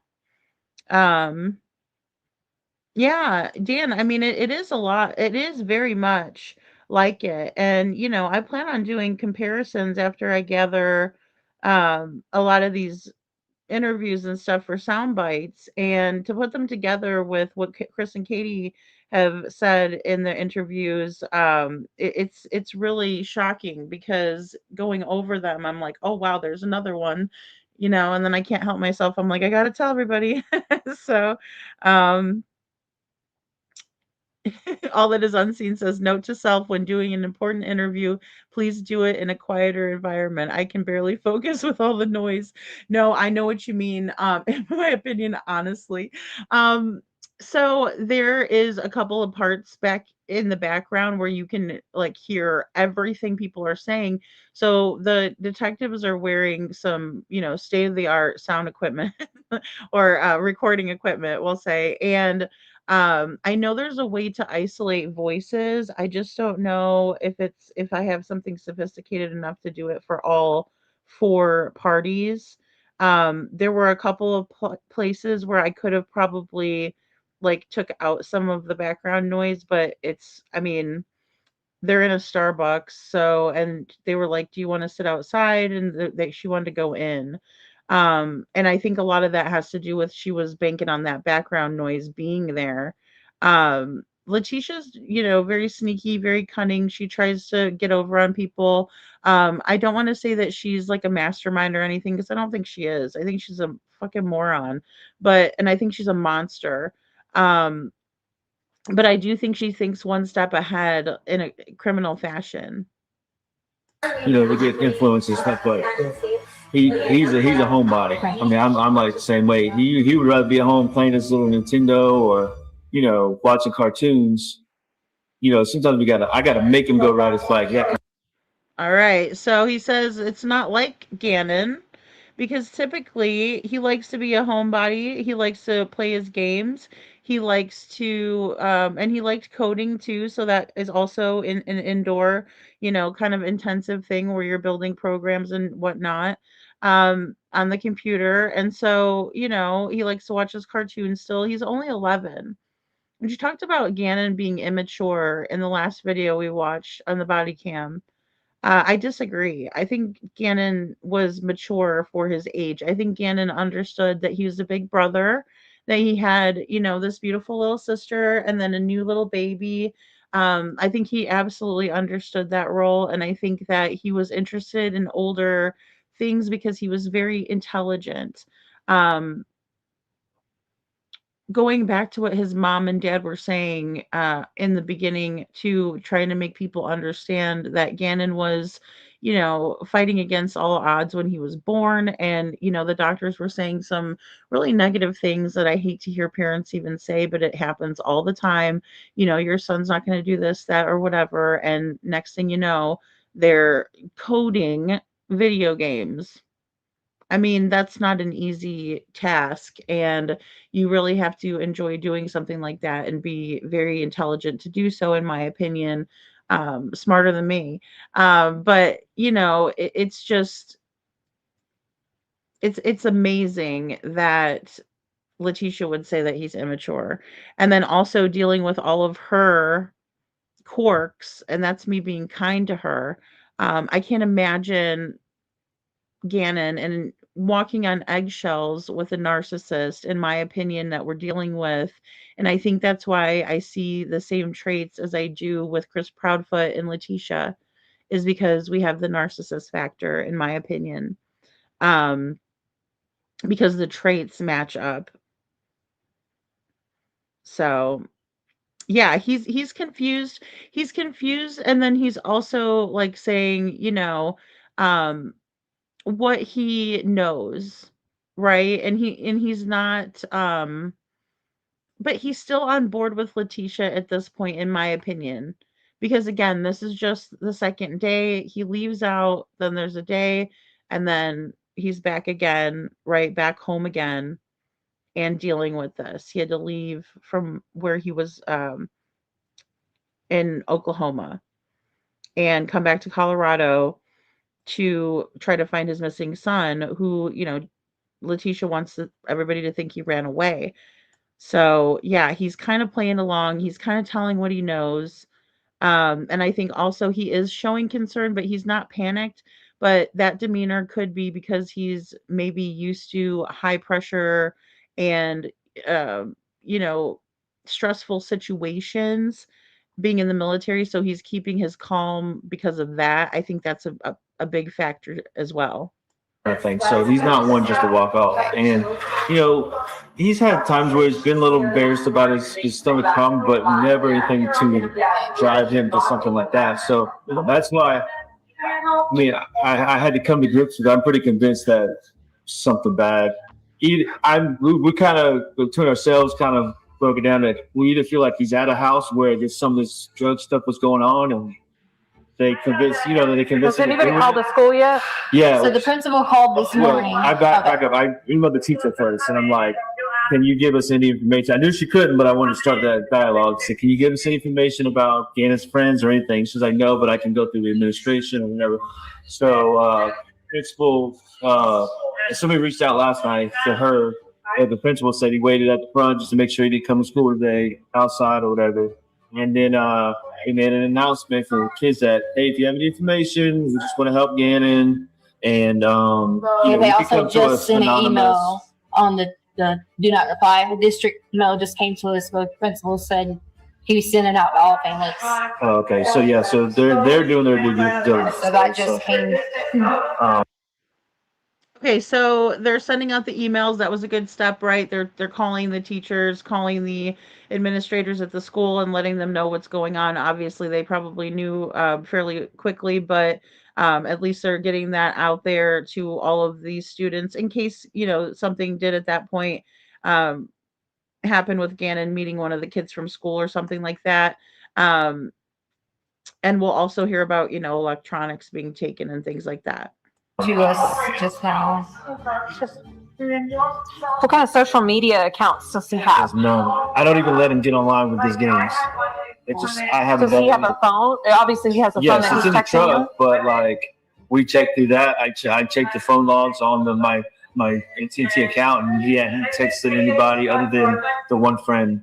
So we have the capability to do a download on the phone and potentially see things that are deleted. Okay, so, he's like, hey, I can go get you the phone in the car. And she's like, yeah, I'm going to need you to do that because we can grab some things off of there in case they were deleted.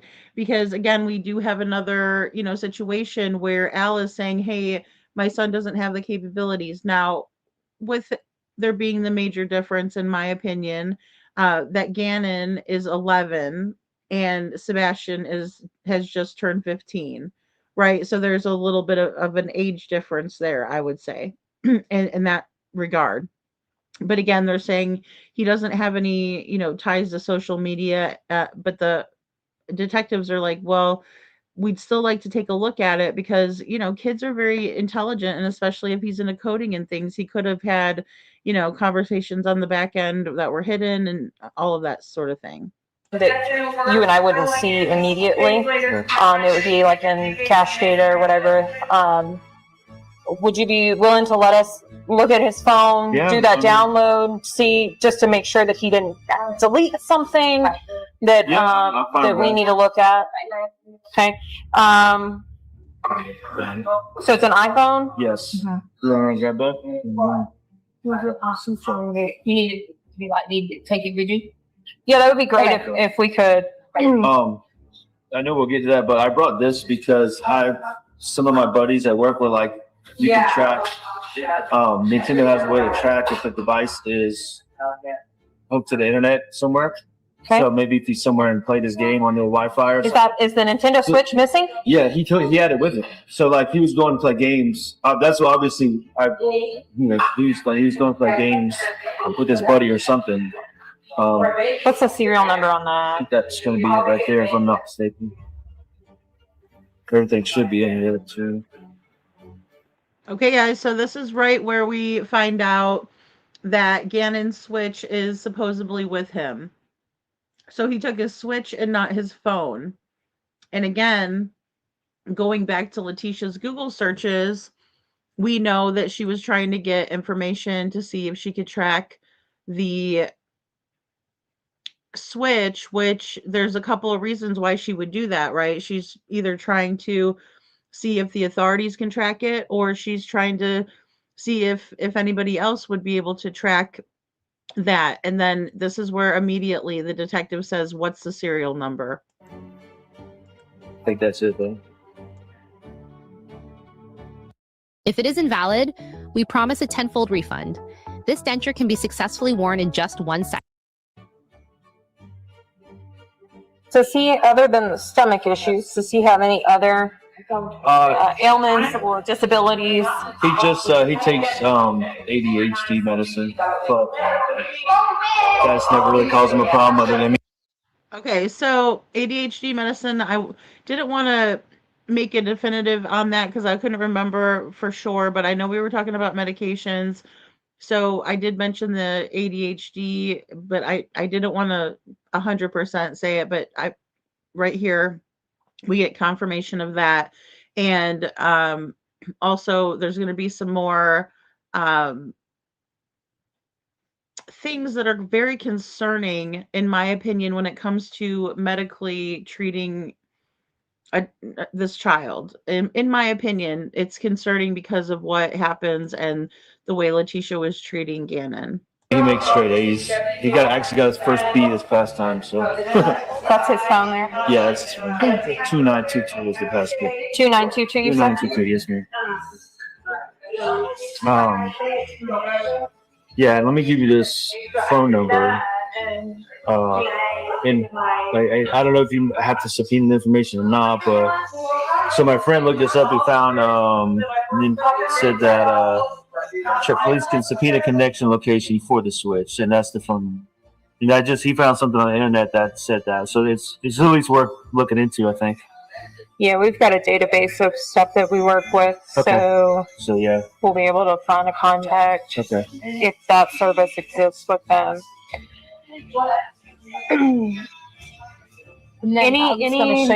And I will say that I think it's very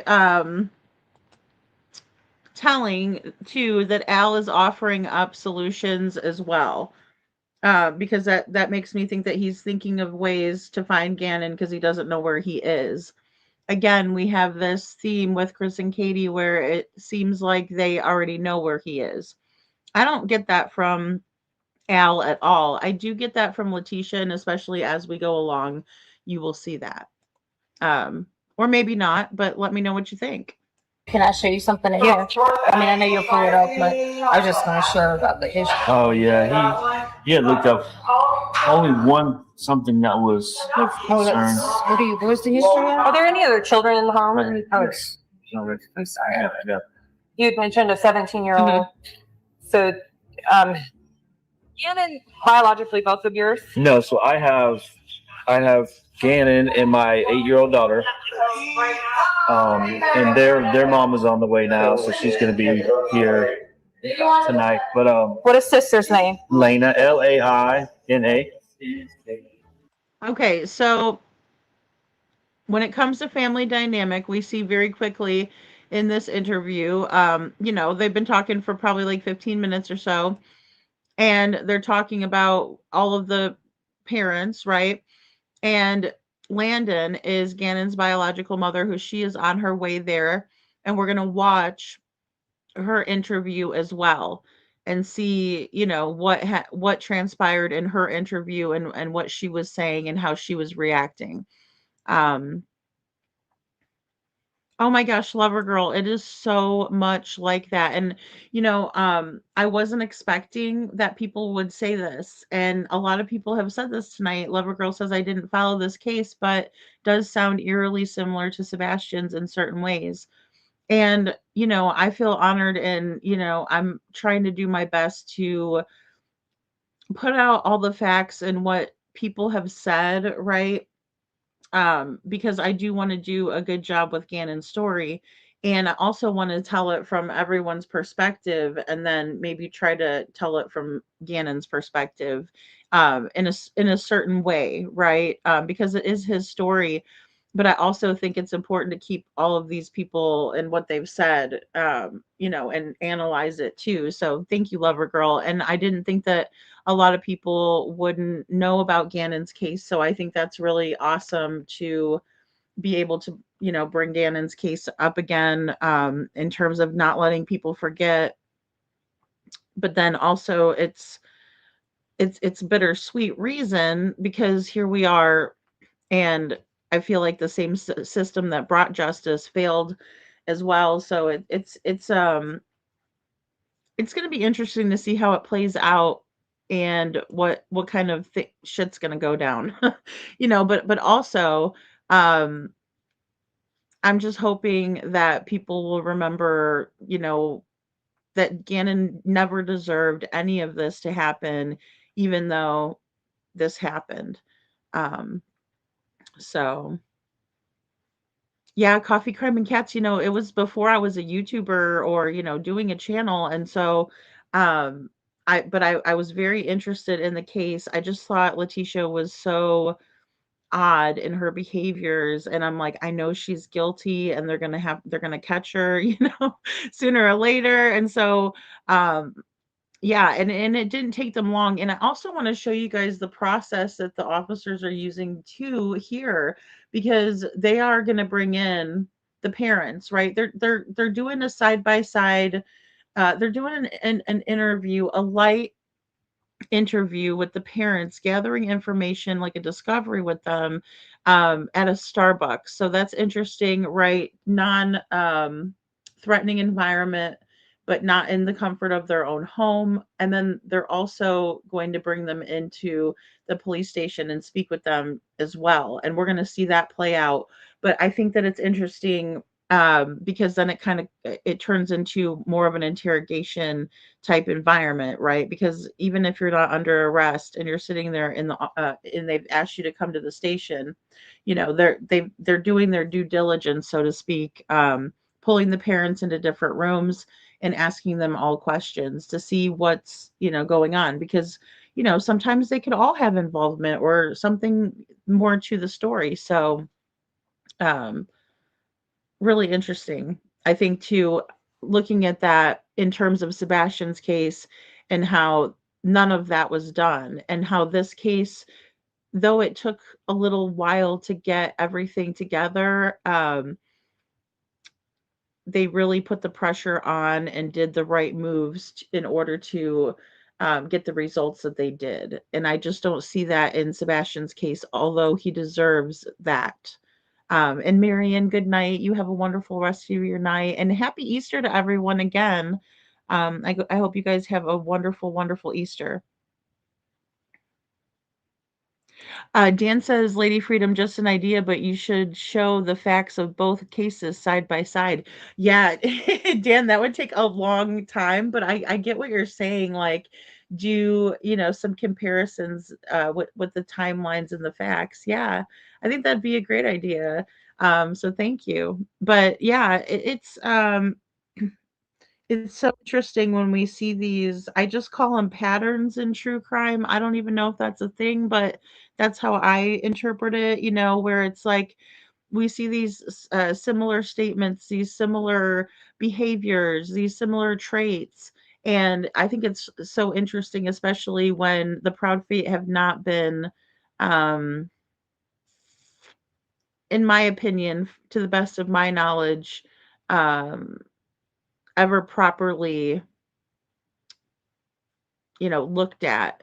So, and again, I do think that police have way more information than they're letting on. But it makes me wonder.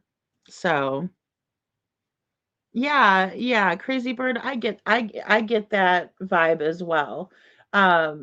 Crazy Bird says the dad sounds like a normal father that is concerned about his son. Yeah, and when Leticia goes to embarrass and humiliate Gannon, he's like, well, wait a minute, but that's a tough, thing for Gannon. So let's just, I mean, and that's the thing, like, I'm sure in hindsight, he probably looked back at that like, you bitch, I mean, that's the way I look at her. I'm like,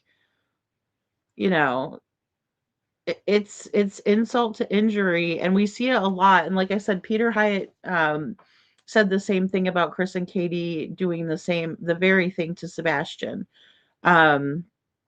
I need to watch, because I know you guys recommended he did an analysis on this case, so maybe we'll do something fun with Peter Hyatt night or something like that. What's her date of birth? 1/22/12. And you have custody of both of them? I do. What is Well, mom's name? Technically shared, but they live with me and go to see her in the summer. So we call it shared, but I really have that's all. Mom's name is Landon, Landeden. Do you know her last name? Hyatt, Hiott. Date of birth? 411. 4/11/85. And we have one other child in the home as well, her biological daughter. Okay, what is mom's phone number? Phone number? Yep. And you said your biological daughter? Harley. H-U-N-T. No, Harley. Oh, Harley. Yes, ma'am. What's Harley's date of birth? 5102. That's mom's number.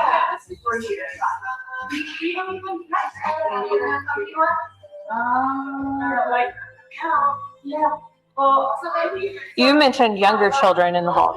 Well, mainly I was being Elena because here's what happened. One of the people called this morning and she was sleeping and heard a lot of conversations and she's been like just crying and things like that. So yeah, and she already has like preconditioner with anxiety, but she gets very like, It's worked up easy. yeah, worked up easily. So she's having a hard time because like the National Guard came earlier. So many people have been coming. So it's a lot. So like you said, Okay, guys. So I want you guys to just listen in there about Leticia talking about her daughter Harley. We're like, okay, so your daughter's 17. Her name's Harley. And then, Leticia's like, oh, she's a lot of anxiety and oh my gosh, but again, we're going to find out that, Harley does have guilty knowledge and involvement. I would even say as far as being an accomplice, that could be looked at that way, in my opinion. Because she was involved in some of what happened to Gannon after everything, right? But I think that dealing with Leticia and as we go along, we're going to see that she's pretty scary, not to be trifled with kind of thing, especially if you're in the role of being her child, right? Or her stepchild. And one thought I can't escape is that Al had to have known to some level her crazy. So we'll get into more of that. But yeah, Lover Girl, Leticia and Chris are like such similar traits, in my opinion.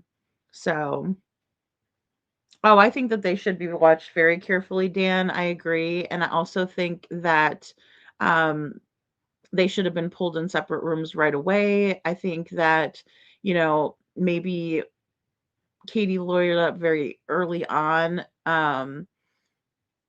We all know she has, but also they also have Patty, the lawyer. I mean, yeah, I think they definitely played their cards right on that front. I guess the search history had been deleted, but like that one right there, Monday afternoon.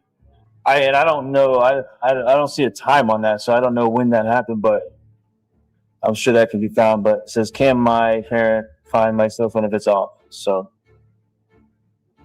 I don't know if he intended to take the phone. What is this? Where does FGTEEV live? So this FGTV is some little kids show that they let the kids watch, and they got like famous YouTubers. It's like a YouTube thing that's going on. So, but he left the phone. Is he talking to any girls? No. Okay, so is he talking to any girls? And I'm sorry, I think it just said egg rolls, and I tried to catch that on the closed captioning, but I've never used it before, so I apologize if it said egg rolls. I think the detective is asking, is he talking to any girls? But again, with the phone, they're saying that Gannon didn't have a lot of access to other people and that there wasn't a whole lot on his phone. And I think very early on they were able to gather that it's definitely an inside job, right? And then two, they were going to the station, and when Landon gets there, they're doing the interviewing and things like that. So, or interrogation, I guess, if you want to call it that. Oh, actually, I joked with him about that, but Because he had a puberty class and he was like, "Ew, I don't want to do like." And yeah, they just had a little puberty class at school, so he's still in the do phase. Yeah, go ahead. Now, if you see the messages that say to mommy in the last date, that's me talking to his mom. Because I don't give her my. To see if you get any searches. All right, so she got cut off by the detective, but what she was about to say was that she speaks to Landon on Gannon's phone because she doesn't give Landon her phone number. So again, there's another disconnect that we see in the dynamic. The stuff on the maps. Oh my God. So he searched for 10315 declaration. Or was that you guys? Declaration is probably It's over there up on somewhere. Glory. It's probably somewhere. It's old. Yeah, you it's were probably. just Old Glory. Yeah, You it's did the probably something declaration? that we were. It could have been things that people. What date was that? 10315 Declaration Drive. When was that search? It says Classic Homes, Orson Ranch. Yeah, I mean, that's our neighborhood. Right. Declaration. Yeah, and see, this is another reason right here why I think that Leticia was doing the Google searches on Gannon's phone as if it was Gannon doing the searches, right? And that's because of the things that were being searched and the way they were being searched. And why would he be searching his neighborhood, Lorson Ranch? That's weird. Declaration. I didn't look for any declarations. Definitely look on Kearsarge or whatever. Kearsarge, or whatever. But we were driving around over there, and somebody said that they saw a camera off of Old Glory. Address on there. Huh. Yeah. Wow, I didn't think about looking at that.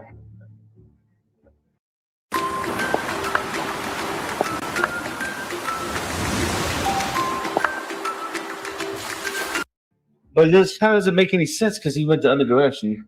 103. I feel like is that someone's address? Somebody, yeah. I mean, I don't know. some of the people. Is it recently? Because like. So this is how it was. So when I pulled up his map, I don't have any cell phone, but I have a computer one that address is listed. That address. So when I click on it, I don't. But if you just put Lorson Ranch, so is that the random address for that front office? Search for an address. Sometimes. It shows bring up his map to see if you look for address. I'll send the car down to that, and we'll figure out what that is. It's in Lorson Ranch. I know it's right there off to the south of things. So it's gotta be right by their house. Again, Lorson Ranch is the subdivision or the area where they live, right? And I'm sorry about the closed captioning again. I'm noticing a couple of places where I didn't catch it. But yeah, so again, we're going to hear this story later because Leticia's going to have many variations of her story, right? Much like Chris and Katie. And when she's going over it, she's going to talk about someone possibly having involvement that she asked for help to fix the carpet when Gannon spilled the wax or the candle over and started the fire, as she puts it. And I do think Sasha, exactly, she's right on her best behavior, really fake around Al, right? And so he's kind of, I think, buying into it at first, also just not wanting to believe, and probably just not knowing. But it's kind of farther towards the school than our house, toward that backside of the neighborhood. Yeah. We're up right at the front. That first section. What model iPhone is that? What is that? That's like a 6. Yeah. It's old. And it was search.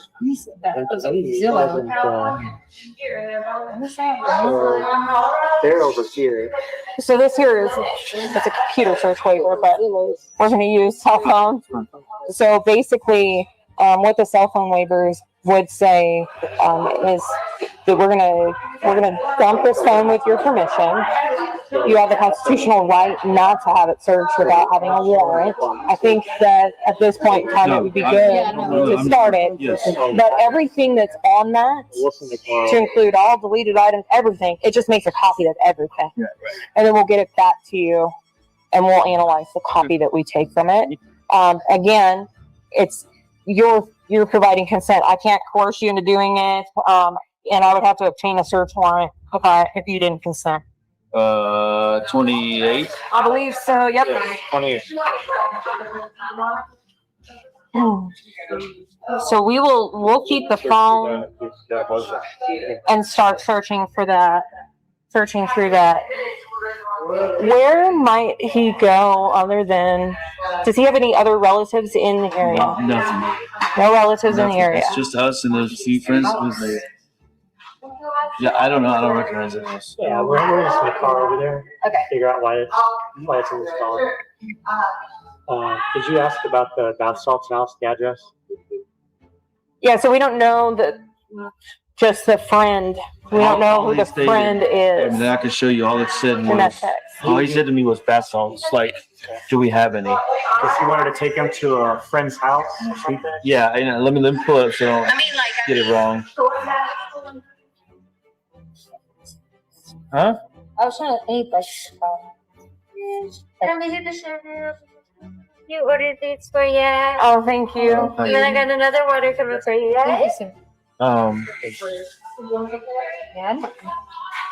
Thank you so much. So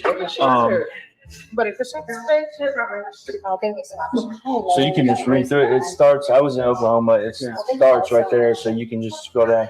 So, not to get as detailed as we did with him, he's been having some stomach problems. So that's when he talks about his tummy. He had made a little accident, dropped a candle, so he's upset about that. But then you can read the part about the bath salts. And in context with that, at the same time, as soon as he said bath salts, I got on the phone with her and was like, "Hey, because we do have something to take, legit take bath strips and stuff." Yeah. I said, "Get it all, hide it, put it away." And I told until him we figure out what's going on. He did ask me the day before. Yeah. And I gave him a bath bomb because I didn't have it. All right, and I'm not trying to be a jerk or anything, but they sound like Tweedledee and Tweedledum right here, right? Because, I mean, imagine having a sick kid who isn't feeling well, who, as far as Leticia's describing, that he was so sick that he was bleeding, right? Which is horrible. And then he's talking about going out and doing bath salts with a friend. But then there's thinking that that's something that he can get in their, in their pantry or their cabinet, or one of their linen closet. Just really, really strange. And again, Al's completely buying into this whole situation. I think that Leticia sent those over to him. That's just my opinion. So, it's very vague. There's no, friend's name or where they live or anything, because the intent was to have that conversation face to face or whatever. I'm doing it.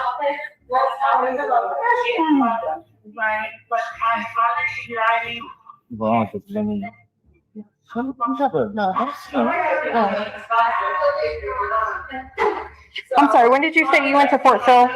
I left Sunday morning. Well, actually, I went Sunday night because my mom flew out Saturday night.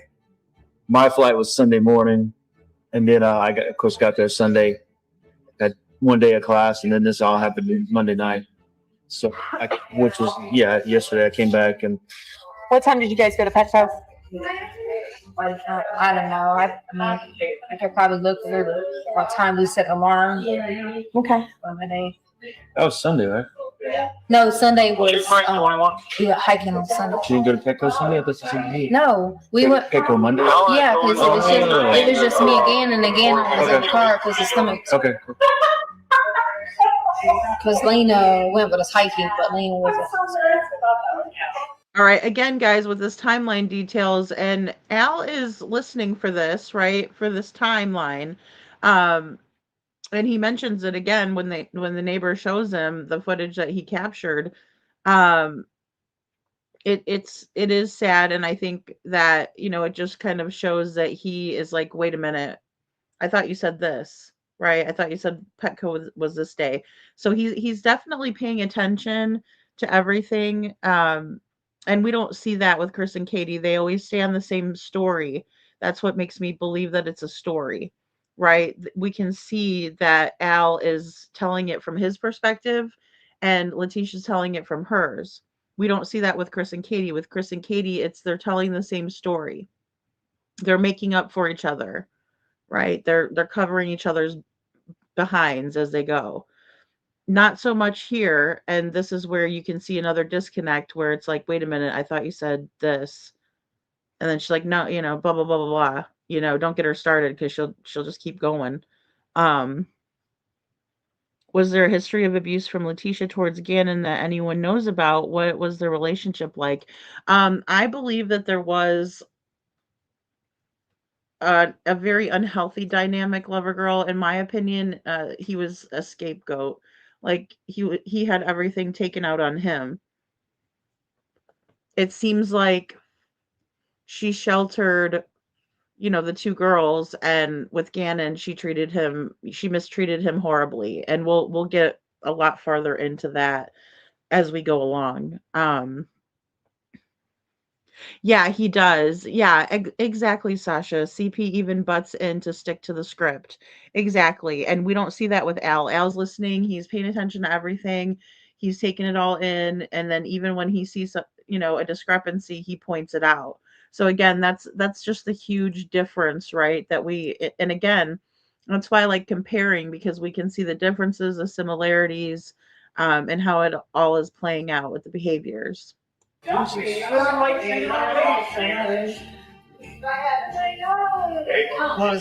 date? Say what? Yesterday was 27th.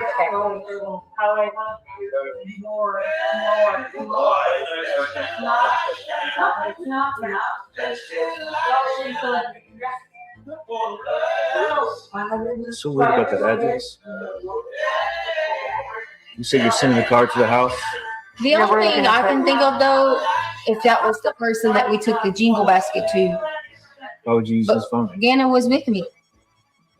Okay. So if it ends up being the person, like the neighborhood see the jingle basket, that's the only thing, because it was somebody in Morrison Ranch. But I don't remember that address.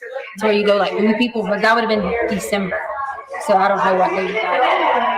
I don't know if that's their address. I'm just saying. Any clothes missing? Like I said, like literally from what she explained, everything was consistent with I'm going to play with my friends. So okay, so everything's consistent with going to play with his friends. Sasha, I'm gonna do a little bit of as much as I can, a piece together on the relationship and how everybody became to be, not very in depth, but just kind of where everybody came into the picture as well. But Leticia and Al have been together for a few years. I know that. I think their relationship moved really quickly with, they met in a softball deal. So I want to make sure that I can separate like the rumors from facts, because sometimes they get, especially after a while, mixed together. So, and Lovergirl says, yes, you can tell Al has questions while Chris is always just the blunders away. Yeah, supporting whatever Katie says. I agree. Yeah, absolutely. It's like night and day with the way that the couples are interacting, one not having knowledge, the other one does, and then in my opinion both having knowledge. You could just see the way it plays out. Hey Holly, good to see you. And Chuchi says, in my opinion, was Al telling his side to the best of his knowledge, and then CP tells his story as if he was there, right? And I think it's because they're just telling a story, right? They're sticking to that script. They're just trying to stay united, right, in the story instead of telling the truth. And it's really interesting to watch it play out, especially because there is no second guessing or anything like that. One thing I will say is that neither of the two here in this interview sound over the top distraught or anything like that. As it unfolds, I'm sure it's different. This is, again, the next day, in the early afternoon, right, 1:28 p.m. So I think Chris helped invent the story, which is why he always insists on Katie over talking Katie, because he doesn't believe she'll get it right. Yeah, and I think it makes him nervous when she talks, right? Because he'll always like dart over, and if we're watching them, we can see him dart over looking at her, right? Like, what's she gonna say?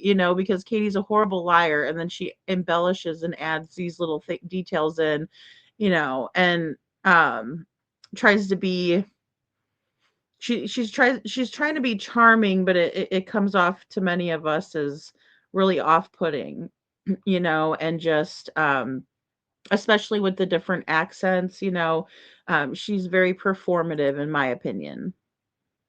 It was like whatever clothes he had on. 27. He had we make him put his play shoes on. We got nice shoes with play shoes. He had his play shoes on, so it was pretty obvious that his intent was like, I'm not leaving, but I'm going to play, and I'm doing everything I'm supposed to do. And she let him take his switch. We don't really ever do that, so.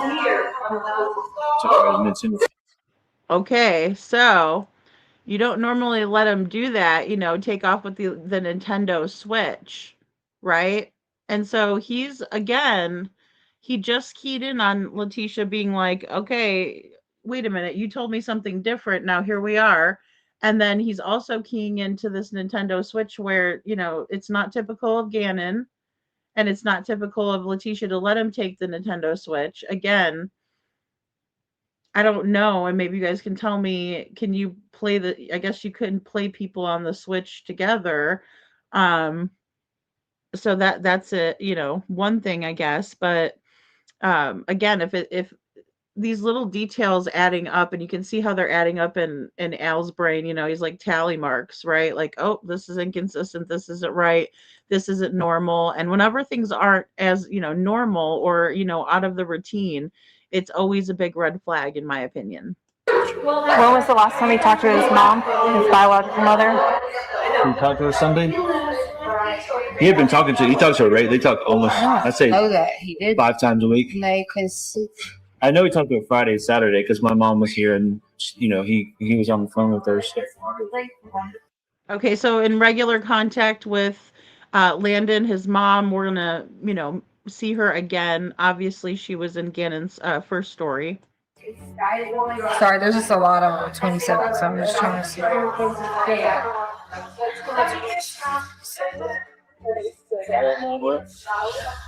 You said Bio Mom's coming in from? Yeah, she's on the way now. I think she just got on the plane. South Carolina.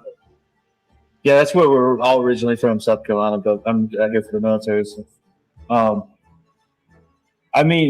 Not to add any confusion to it, but like the mom's married to a guy that's got a lot of trouble with the law. That was one of my first instincts when it was like when the come and go thing came up, and they said that he walked in all nonchalant, like everything was normal. It was like the dude was here or something, because he's got a lot of trouble like that in his background. So I was like, it came to my mind. It's worth putting down, but I don't know if it's anything to. Does she have your address? Yeah, she does. I know it says I disarmed the panel at Monday, January 27th at 2:29. So that's when we would have, and I set the back door to close because I would have let the dogs out back in. So that's when you got home? When I came home. I'm still scrolling up. I just didn't want to have to go to the back. And then, let's see, it says basement motion. I had to set the alarm. It's not showing when I set the alarm, but it says living room and basement motion at 10:10 a.m. Oh, here it is. Armed by master right here. So Monday, January 27th, I armed the alarm at 10:05 a.m. 10:05, you guys went? That's what time I armed it. So I'm assuming, yeah, because we had motion that morning because we were there. Which alarm do you use? ADT. What did you participate in? Jingle? cool. They do these little basket things where like they would like a group on Facebook or wherever of like say 10 women or 10 families. Just you set a dollar amount. And it's like okay, you bring a basket of stuff to their house. Okay. So it's like a Secret Santa. I don't know, something like that, but for the neighborhood. I could even look on the lady who sends it if you want me to see if that's the address she sent. It doesn't matter. We're going to send a card Okay. anyway. So we'll make contact, verify. Okay. Right, guys, so again, we hear them saying we're going to send a car anyway. That's okay. You mentioned it earlier. We're just going to double check on it. They are really doing everything they can do in this situation. This is another thing that has to be so sickening to these detectives who have done all of this work in this case, right? I mean, they're like, we're going to send them out to double check all of it. Was that done in Sebastian's case? I mean, I'm just asking the question. Maybe the answer is yes. But it's very concerning to me when it's December and they never made contact with Green Hoodie.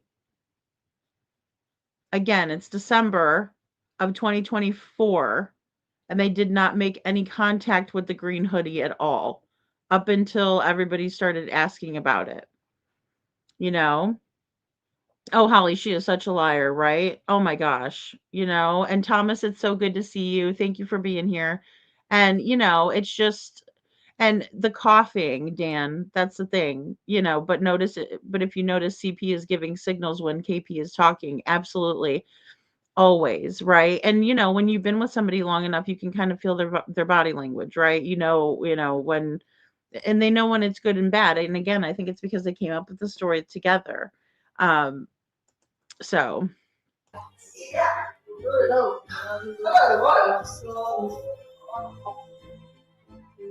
It's weird that he would have that address installed. Yeah.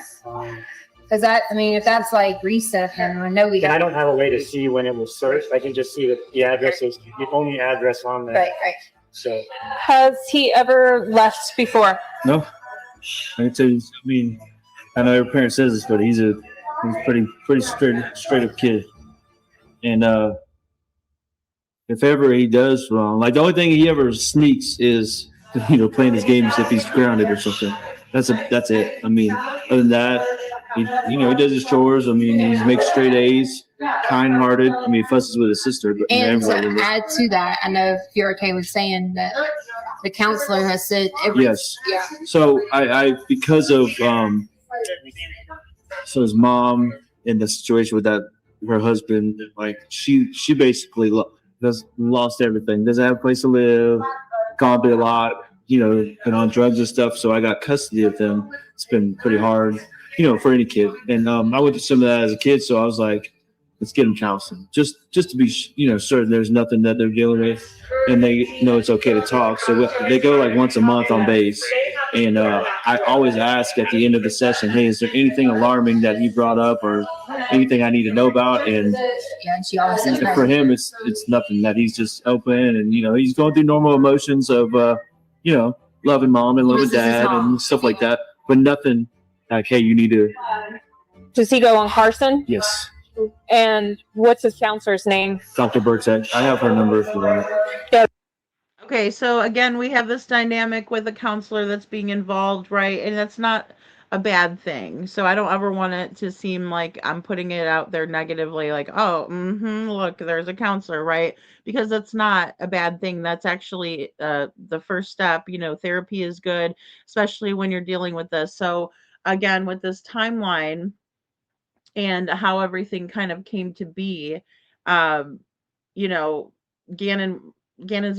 biological mom was in a relationship that really, took a turn for the worst, was going through some dependency issues and things like that. And so the best thing to do in that situation, especially if you could see your child's having a hard time with what's going on, counseling is a great thing. So I just want to point out that there was some underlying issues or dynamics that exist in both. That'd be great. So looking through this phone and listening to you is exactly like looking through my 12-year-old's phone and talking to him. I mean, exactly. He communicates over a couple of game chats. He plays his game on. He played a computer game. No, this is it right here. And I refused, unless he's done it behind my back. I know he gets on YouTube and watches some stuff, but I have absolutely said no online gaming. So unless he's got on there and figured it out, then So not necessarily communicating through the game. They have apps and stuff that you can talk back and forth with your friend. Maybe while you game and stuff. And he likes to use those instead of text messages. He uses different apps. I was looking to see if I recognized any of the names on there, the ones our son uses that he gets in trouble for. Yeah.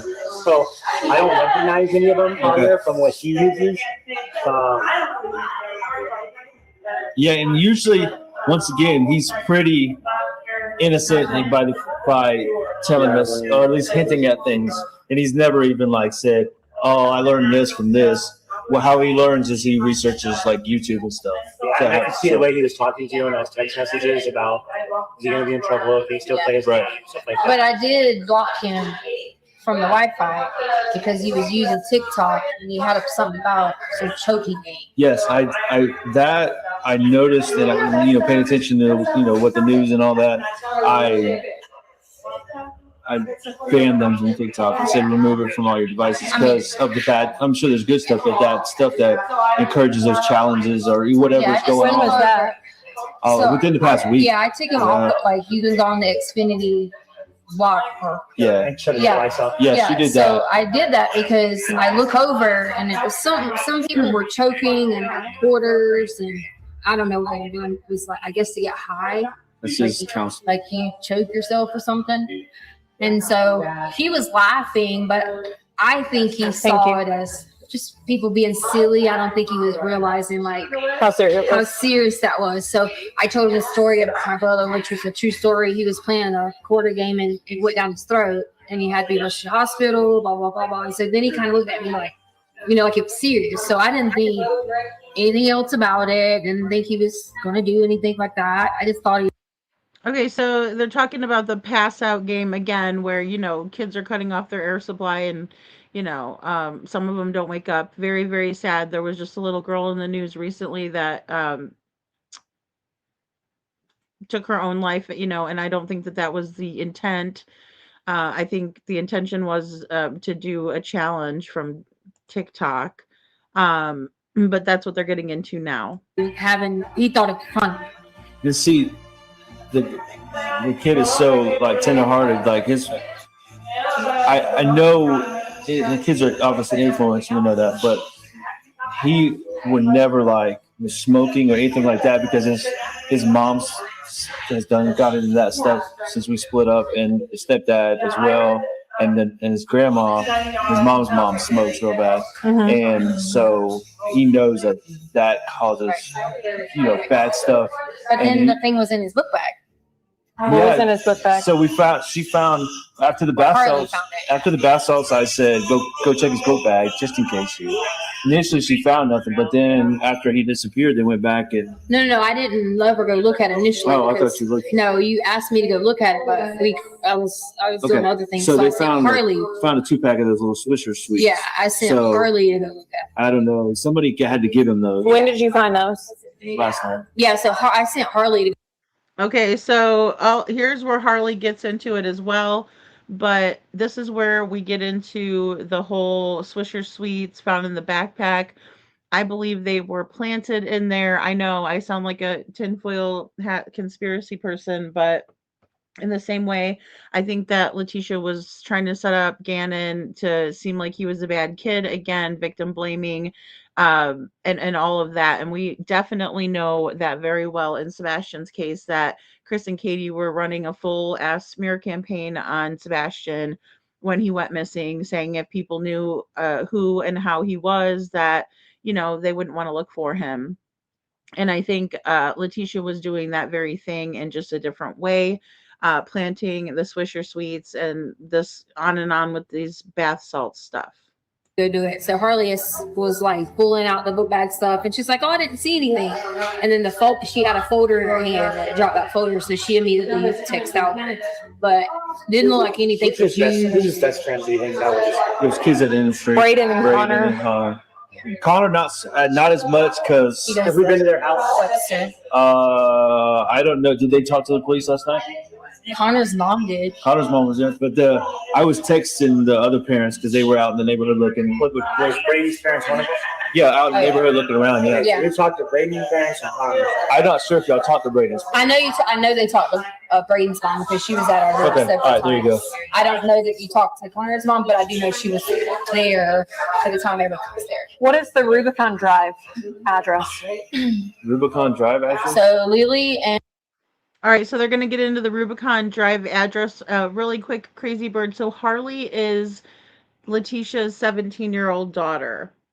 So, and she, in my opinion, had a lot of involvement in the fact that, Leticia she orders her daughter around to do things. She's kind of uses her, to carry out a lot of stuff to the point of almost being a flying monkey for her mom, in my opinion. And Is that are you want to know like the friends that live on that address? Okay, 9865 Rubicon Drive. I don't know the number, but the Lily and Reese I spoke about earlier, they live on Rubicon, which I think is a street right behind us. Is that Rubicon? Yeah, Rubicon's behind us, but I don't know anybody. I thought Gaplin was behind us. Okay, hold on, let me look at it. What is it again? Rubicon. 9865 Rubicon Drive. No, what is this? Something. That was the usual hangout, yeah. Oh, okay. Who gave you this? It was listed in the report. You guys gave it to. Yeah, I didn't give anybody no. So there was information that he wanted to go to a party with the bath salts. That was the sleepover. Is that right? No, he said I want to go to a friend's house. They said bring bath salts and my older brother will drive us around. That's piecing it all together, but in his terms, that's. Yeah, but I didn't know the same thing anybody about anybody. So this Rubicon. So we live on Mandan right here. That Rubicon would be those boys, that Braden's family right here. I'm sure that's. So that's Braden's house. I would assume that because they don't know anybody else in Rubicon. Yeah, I wouldn't have given. And Lily and Reese live on. Well, I don't know. Rubicon goes around here, so unless he was going to somewhere right there, I don't know. But the boys do live there. Rubicon. Lily and Reese live on Capitol. So we also have a deputy back over at the Come and Go. Okay. So we asked them to send us the videos. They can't do it in the store. They have to do it in the corporate office. It's a wireless system or whatever. They do cloud, and they can send it to the deputies. He's going back over to review that. Linda Reese. Or Reese Linda. Oh, at that Declaration House? I mean, to know if there's any kids there, we'd have to go to the school probably. That's what they're doing now. They're going down to see if there's anybody home. If they have any kids, son's age. Okay. And then see why he would have searched that address, et cetera, and start from there. So they're headed down there to do that now. Our deputy over, taking another look at the video over there. Did you talk to Deputy Donatello yesterday? Would this been late last night? No, it would have been probably before 4 p.m. I'm trying to find the only deputy I spoke with that I remember. One called me because we were getting overwhelmed. Yeah. I don't know who I spoke with. They were at the house though, right? There's a lot. I think they were at the house, and then Donatello, yeah. Sean Donahue. Now Chris Donatello. This is El Paso County. Yes, Deputy Sean Donahue. I think is the one I talked to because he said he said he would text me the case number, and then he said we got come and go footage. So I texted him back. Yeah, I mean you can read through it if you want. So the deputy that went to the come and go, the clerk said, "Oh yeah, he was in here." The deputy reviewed the video. He did not think it was yourself. He did the what? He doesn't think it's yourself. They found a piece off you. Was the one viewed today or last night? Last night. He's going back again today. So let's see. Donahue said basically that it said there was nothing out of the ordinary. He didn't seem under duress. He left on foot. He only purchased a bag of chips. And I continued to ask him questions about So I think that came from a clerk, and the clerk said, "Yeah, it's him." But the deputy went through the video. The kid that's in the video buying the chips. Yeah. He doesn't think it's your son. Okay. But he's got to go there back now, and we can go there and look at it, but we can't get a copy of it. Yeah. It doesn't have to have the email. I mean, I was over there when I don't know who was over there at like 11:30. There was another deputy over there around. That would not have been the guy that's over there now. He gets off in before. Yeah. So we were driving around. I saw a squad car or whatever there. I pulled in and I said, "Hey, can I look at the footage?" He said, "I don't have permission for that." But he said, "I've looked over an hour and a half. I don't see what the description of your son or something that's close to the picture." What time's iCloud sign in? Sorry. Let's text real quick. It's in my note. I think it's the kid's Stauch, isn't it? I'll need a username and password. Yeah, I got it in my phone. Do you see anything in a report that talks about the video? This will make you cry. Witches are born on the same dates. We know exactly when.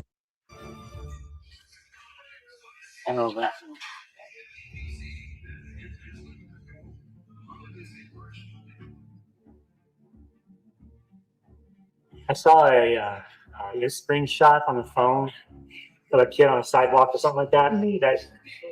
Did you guys have a camera? Somebody said that. So there's been like 100 videos, photos that I went through, and I know that a couple of them were what appears to be him because it's the same outfit, the same looks like him. The people scrolled in on the so. We had like 400 comments to go through. So people that should be the iCloud that we sent things username and password for his phone. Wasn't relevant. We wrote them back And to him or whatever. So yeah, you can write all that. And that's the Gmail username and password tied to that. Do you care if I just take a picture of that? You have a screenshot and send it to you over that. That's cool. Like it was on Gaplin. And one of them I sent to your husband. I just don't remember where this. Really weird to be up there. That's it.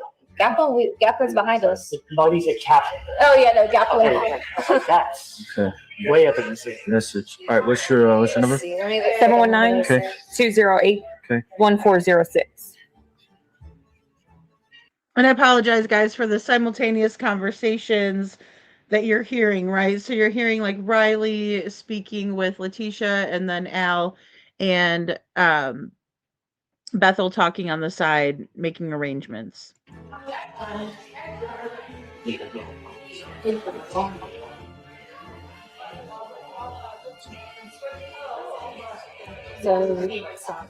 And I just left that's my daughter's iCloud too. Not that it'll matter, but just in case, I just left that one on there for you. You're pretty sure that's him? Yeah. Okay. But I mean. So where was this one taken at what time? I need to look back through all the messages that I just screenshotted up on your side and sending the. Can I give you a number for you to send that picture to? I'm going to send it to the guy that's overlooking the video. Okay.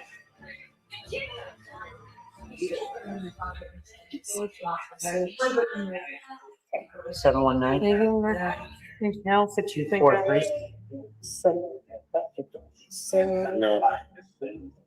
5657.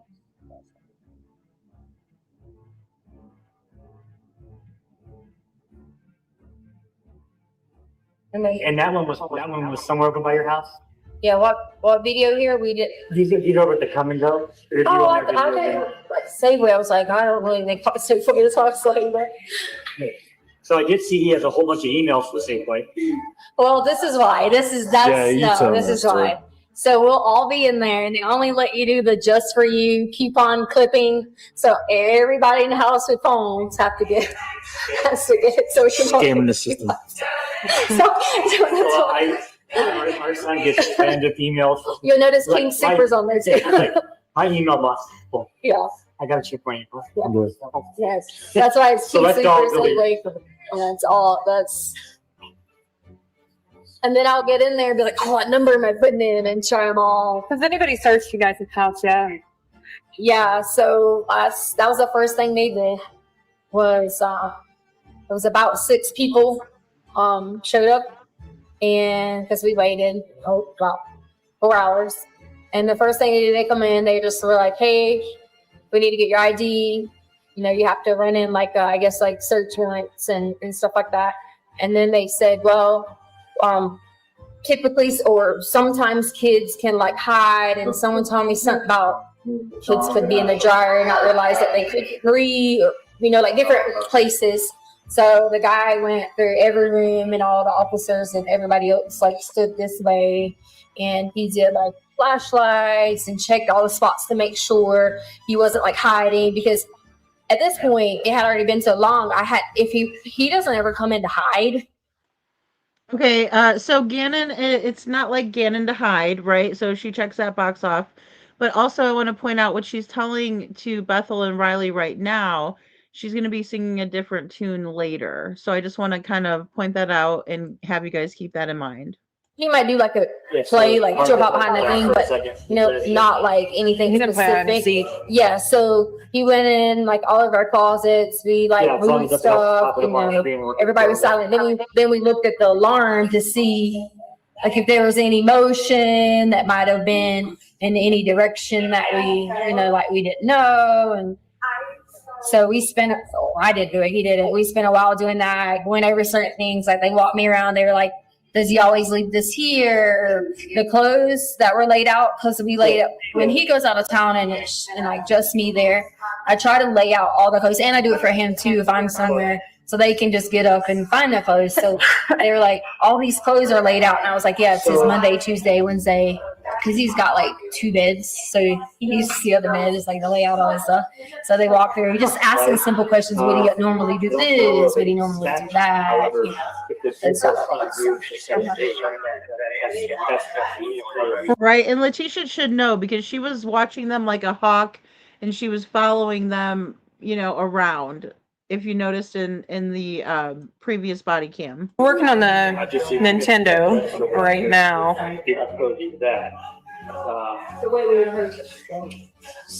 What streets have you got going on?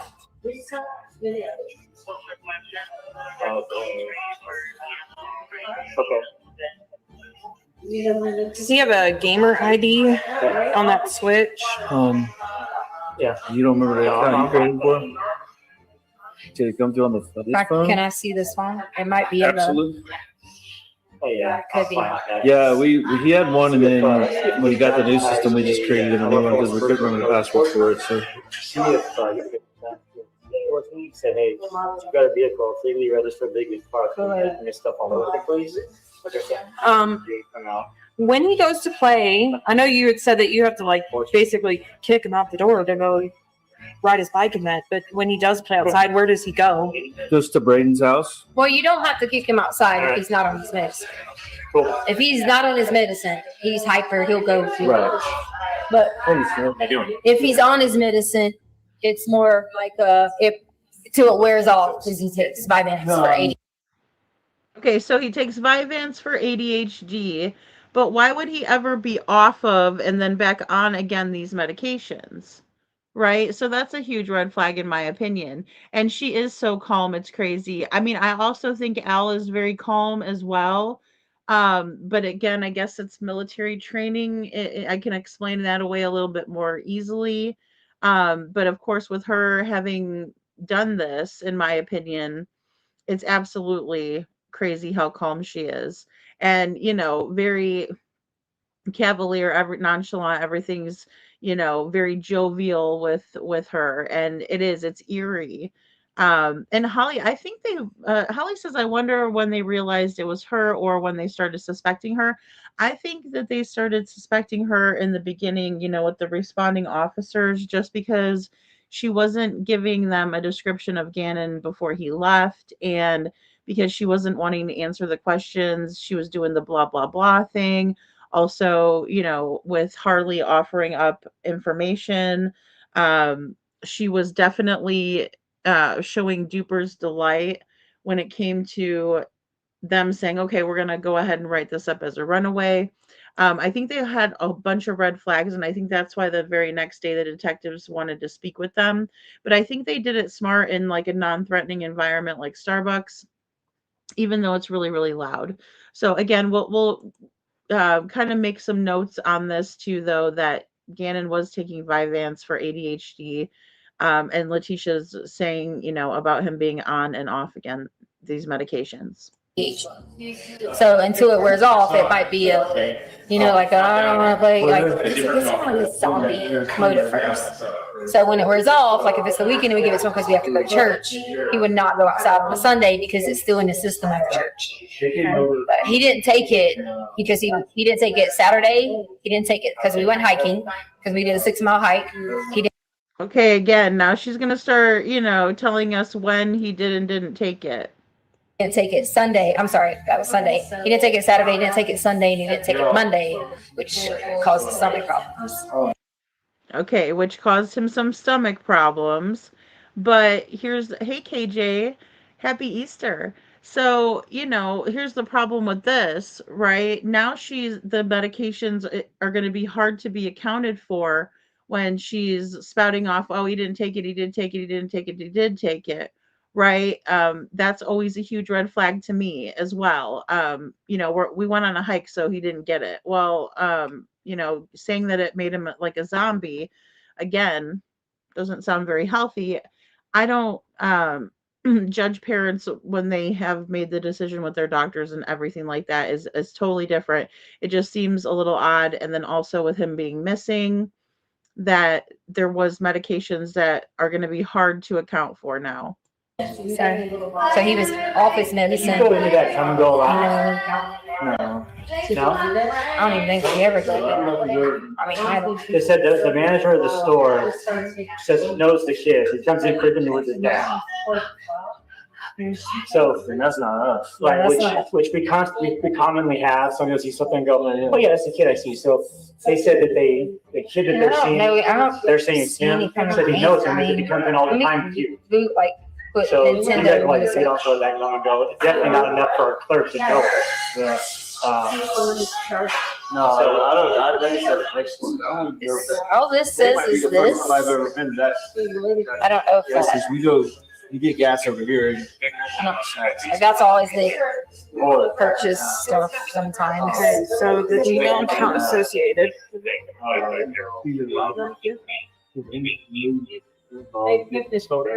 I think Congo information should be the.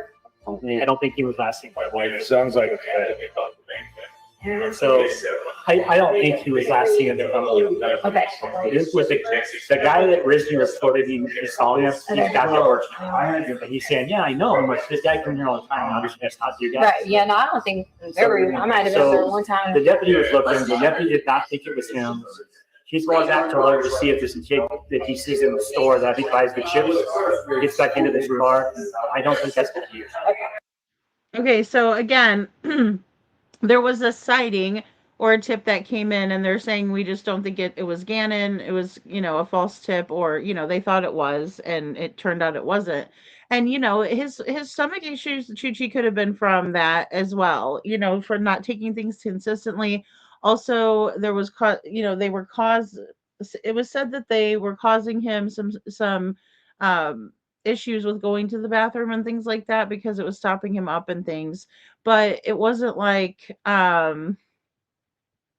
he couldn't take like a little bit. And I think she's given him, a lot of the Miralax. She also talks about, enemas and things like that, which I think is, a little extreme also. And then not being his mom, that's weird. And Holly says, I know everybody's different, but I take I take the Vyvanse, and my son takes ADHD medicine, and all of the stomach problems, not going to church, etc. We just don't experience that. Something as fishy as fuck. And I have to agree, right? It's very odd, and it doesn't make any sense at all. That he's experienced this, and then also with her saying he couldn't make it to church, he couldn't do this, but then he can make it all around town and sit in the back of a vehicle by himself, and he's having all of these issues. Also, we're going to find out that he had some burns. Right. And I was thinking the same thing, Holly, with the zombie effect means that the dose was too high. And then, you know, with her not giving it to him, I just don't see that being healthy either. You know, poor kid probably didn't need it. Yeah. And I mean, here's the thing, kids are hyper, and that's it does happen where they're given things that they shouldn't be. So, you know, I'm always like aware of that too. But again, you know, I understand that there's reasons why as well. So I don't think he made it. I could be wrong, but it does not look like that to me based on. Did you get what you needed? The ID thing. I have a lieutenant and a deputy going down to that declaration address right now. So we're heading down there to talk to them. For you guys talking to a couple of deputies that were on foot this morning, checking the golf course. Yeah, because we saw him put the light on, and we thought like there was people out there, but they were doing like another call, so he like kind of chased them down. No, it was actually for you. Oh. They didn't know what they were going to find and whatnot. Yeah. They didn't want to get people all riled up. Right. They were checking on a shed, and there was some noise in the shed. I think it was in that golf course area. Oh. So they went in and searched. Okay. You see where the fence was pushed down? Right. He was not in. Okay. But I want you to know, that was them looking, like we're looking for. Okay. We're calling tips this morning. Oh, because they were just like, we were going to talk with somebody, and we both drove off and was like, we both drove off and like, they're going in the woods to talk to people. Because we thought like, okay, whatever, and drove off. So they were going into that area because there's an abandoned shed or something like that. Okay. That they went in there, it's fenced in, fence pushed down, so you can tell people going there and messing around. They were going there looking for. Okay, thank you. I mean, like, I'm glad they weren't like saying that because it would have been like. They just didn't. They didn't want to. Right. Yeah, we got a tip. You might be over here. And yeah. You know, 30 people are running toward the shed. Exactly. So. Yes.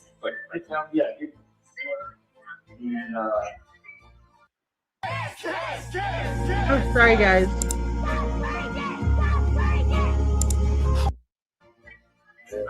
All right, if you guys come up with for me, I would like to talk to. I'd like to talk to the two out there. You know what I mean? When they might know where this party is supposed to be. What color is Braden's house? I don't want to talk to the parents. I'm gonna be honest with you. I don't handle anything. I don't even know. I think it's like 10. I don't even. I've never even spoke to their parents until now. Would your husband know? Yeah, I think it's like 10. I mean, I drove by it, and I just don't. Eugene? They need to ask you. Oh, yeah. What color? Oh, and guys, I don't know if you guys caught it in the beginning. So Al's real name is Eugene, but he goes by Albert or Al. You'll hear him called, but his actual like legal name is Eugene. It's Braden's house. Sorry, I didn't know. Is it on your street? View of it. So come in our neighborhood. Our house is like third from the end, something like that. T intersection, dead end right here. There's Canberra, who I referenced, and then Braden. Basically, you go straight to their house from the intersection. So this is us. That's Mandan. Rubicon, right? Rubicon. Find out about that declaration house. If nobody's there, we'll start doing back search. Braden and then Canberra. Okay. And go from there. We'll be out there. All right. You said Canberra, which she's in there somewhere as well. And where's Connor at? Connor, they live over like Academy or something, right? Somewhere, yeah, way over off Academy. It's just his mom teaches at that Webster school or works there, so that he goes to that. And they just Connor's mom's number. Did you give her that? No, we got sidetracked. She just actually 15 other things. Yeah. No, sorry. So Braden is on Rubicon. He goes by Gannon. Gannon, yeah. Am I looking for Connor's mom? Yeah. So you guys let me know when you leave. I'm gonna head down that direction. Okay, we'll do. Folks, we're doing everything we can for you right now. Thank you so much. You guys up. We got your number. Make sure your phone stays charged. Okay. Okay. Thank you. Okay. That'll work. And so this is school. It's down here, Grand Mountain. It's just a reference. Okay. And what is it? What is Fontaine? Fontaine was the main drag coming in. Right. Mark Shuffle. Yep. I do know that part. We're the first turn when you come in. So. Anyways. Okay, perfect. So what I think we're gonna do is we're gonna. Do you have a card on you? I'll have mine in the car. We're gonna head down to talk to see if we can get a hold of Braden. Yeah, See what time. It's right. Right? Well, My yacht died. might be in school. We may, and he goes to Grand Mountain. Yeah, they all. The whole neighborhood does now. Except Connor. Okay. Well, Connor's because he's way over here somewhere. I'll just have him let us. Braden does. His... We're gonna try and talk to Braden. We're gonna get a dump on the phone. Okay. Sergeant Hess, the guy that was sitting here, he's also working on things in the area too with other patrols. He's sort of like the lead for out in the field. Okay. We're gonna see what information we can gather from there. Sure. And I will inform you guys as soon as I can if what we find. If something comes up, no matter how minute, please call us. Okay. That 208 number that you texted, that's my direct cell. So, and I think I called you from it, so you should have it in your phone. So, yeah, hit me up, let me know what's going on. Okay. If I don't answer immediately, send me a text too. Okay. Okay? All right, guys. At 1:04, Deborah Locklear sends a text message to Leticia and says, "Do you think he ran away?" And Leticia said no. And then at 2:16, Leticia sends an outgoing message to Sergeant Hess, a picture of what looks like Gannon walking down the sidewalk. That was just the beginning. The lies, the deflections, the attempt to steer the narrative. It's all there in that Starbucks interview. But trust me, we're not done yet. In the next episode, we'll hear directly from Al himself in police interviews, the man who knew Leticia better than anyone, until everything changed. Okay, guys, and again, go check out the playlist. Really, really great playlist on this case. Just putting the pieces together, the interrogations. I really like to stick to the facts, right? Because there's a lot of things that people will say. Some rumors are true, but to fact check and verify things is always something that's really strong, especially in these cases. Tell the story correctly and to get the right facts to follow the right facts. As something, a kid just doesn't disappear and no one sees him. It's not how this works. Okay, so definitely go check that out. There's more to the playlist. Again, we're going to get into a lot of that as well. But there's a lot of different sources where I'm gathering info because there's just a lot out there on this case since it did go all the way to trial. And then in the trial, everything came out. So, of course, that's what we want, and a positive outcome for Sebastian Rogers as well. But the similarities are off the charts after we kind of get into Gannon's case and all the different, because there's a lot more to go through. I'd like to do some comparisons, and I think that you guys are interested in that as well. So I'm excited to do that in terms of looking at these patterns and how they relate. Leticia gives me the vibes even without knowing what she did that is now overturned, but it's clear to me that she did that and probably worse leading up to it. Oh, KJ, it is the one of the most disturbing rabbit holes we can go down because there's a lot of psychology behind what she's doing again. And in my opinion, what she put him through, what she made him endure, how she liked to inflict pain on Gannon and hear him, crying and agonizing. It's very disturbing, like I said. And just the fact that the judge really screwed this whole thing up is maddening, and also it just makes me sick at my stomach thinking about the fact that everybody's going to have to go through this yet again because she is very selfish, self-centered, narcissistic, like you were saying. Chi says, my son is on Vyvanse and he was constipated at first because it was new to him and the doctor gave him magnesium and never had a problem since then because it's been consistent on them, and then his body needs to get used to it, right, to the medicine. And the fact that, yeah, she's giving it and taking it away and giving it and taking it away. Well, I want him to be hyper right now, and I don't want him to be hyper now, right? That is not anything that I've ever heard when administering those medications, and I don't know because, my daughter, and I think boys too are more hyper a little bit, I guess, too. But I mean, so I don't know, but I would imagine that would cause a lot of issues.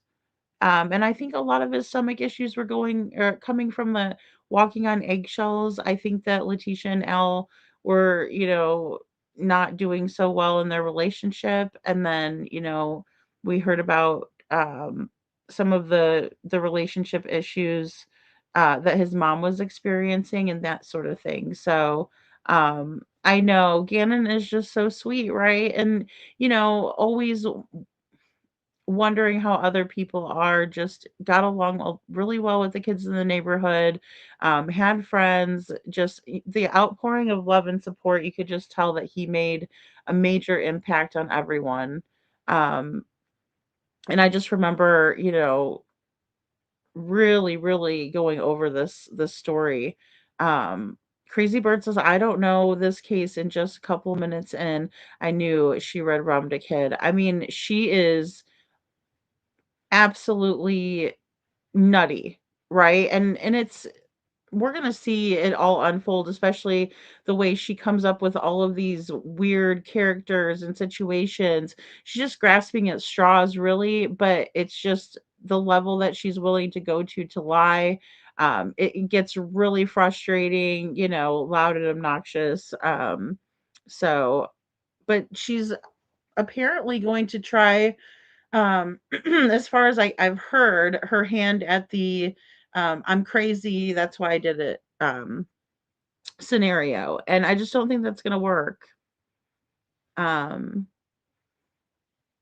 Yeah, KJ says, I do think it's so irresponsible that this case was poorly handled at the structural level, and she would not miss the opportunity to take advantage of that.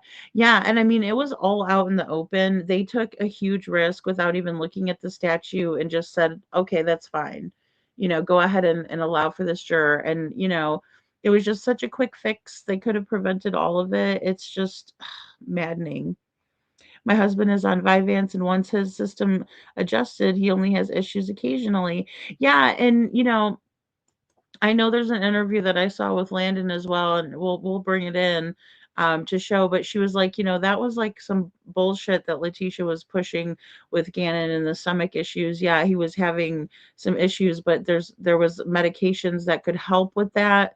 That were given by the doctor because of that, because that was an issue. So if that arose, then there was something to help with that too, and there was a remedy for it, right? But it's absolutely sad that she didn't treat him with more compassion and kindness and care, a nurturing stepmom. No, she was not. And it's really, really to the level of neglect and abuse, is the only way that I can put it from where I'm sitting and what we're going to see. Um, Again, I think that the children feared Leticia. I think that they were absolutely afraid and knew what she was capable of. Um, so I know, I just can't believe it, Holly. I'm floored too. I am floored about this. I mean, I was like, "Wait, what happened?" And then right away, I was like, "Oh my gosh, well, we need to talk about this and spread awareness about what really happened," because they always like to rewrite the narrative. And I fear that we don't know what's going to be brought into court, if they're going to allow for everything, all the evidence. I don't know what they're going to ask for, so it is very unnerving to me. So. Yes, exactly, his Sonic YouTube videos. Well, and he wanted it to be a gamer, a programmer, he loved the coding and everything. And, Holly, another big um similarity that I see, even though Gannon was younger, I can see that Leticia was probably outsmarted by Gannon at 11 years old, and it really probably pissed her off because, again, she can't have that. Um, so, oh, very sadistic, very pushy. She bosses everyone. She uses, in my opinion, as we'll see it unfold, Harley, her 17-year-old daughter, um, as, to do her dirty work for her. And there is just such heavy manipulation in this case when it comes to her being the leader of this household, which she never should have been, in my opinion. Again, I think Al had some very strong indications that he was ignoring, in my opinion, just as an outsider looking in. So we'll see that how it unfolds and how it affected Gannon and everyone really. So and she very well, was too, in my opinion. Chuchi says, in my opinion, she was jealous of Al and Gannon's relationship. And, she is a very vindictive person. So she would absolutely take it out, on Gannon for being pissed off at Al. I can see her doing that. So, there you go. Thank you, KJ. She says boys process via movement. Yeah, and that's why it does concern me when you see where this parent is using a medication in order to control a child's, mood or behavior based on what they want. That's not looking out for the best interest of the child ever when we see that. So, um, I know. I don't understand the bath salt thing. I think they were under the impression that they were talking about actual, like, smell good, bath salts that we put in our bath water. Um, very interesting that that's what they keyed in on to begin with. I think again, um, there as we see it unfold, we're going to see Al start keying into a lot of this, so I'm going to try to push his um, interview out, the first one, the first part of it, because I don't want to make them super, super long, because I know you guys, some of you guys enjoy the longer form content. Some of you guys like it a little bit shorter. So I think those videos, we'll put them out, to be like maybe an hour long each. But I also want to put it out all the information. Now there's one that I'm working on that's a phone call between Al and Leticia, and it's a very long phone call. It's like a 2-hour call. Al's like, hey, I, took some extra time for lunch, and he's really trying to, ask her questions. That one is probably going to be the longest video at about 2 hours long. But again, I didn't want to break it up because I don't want people to think it was a different day. It's a continuation.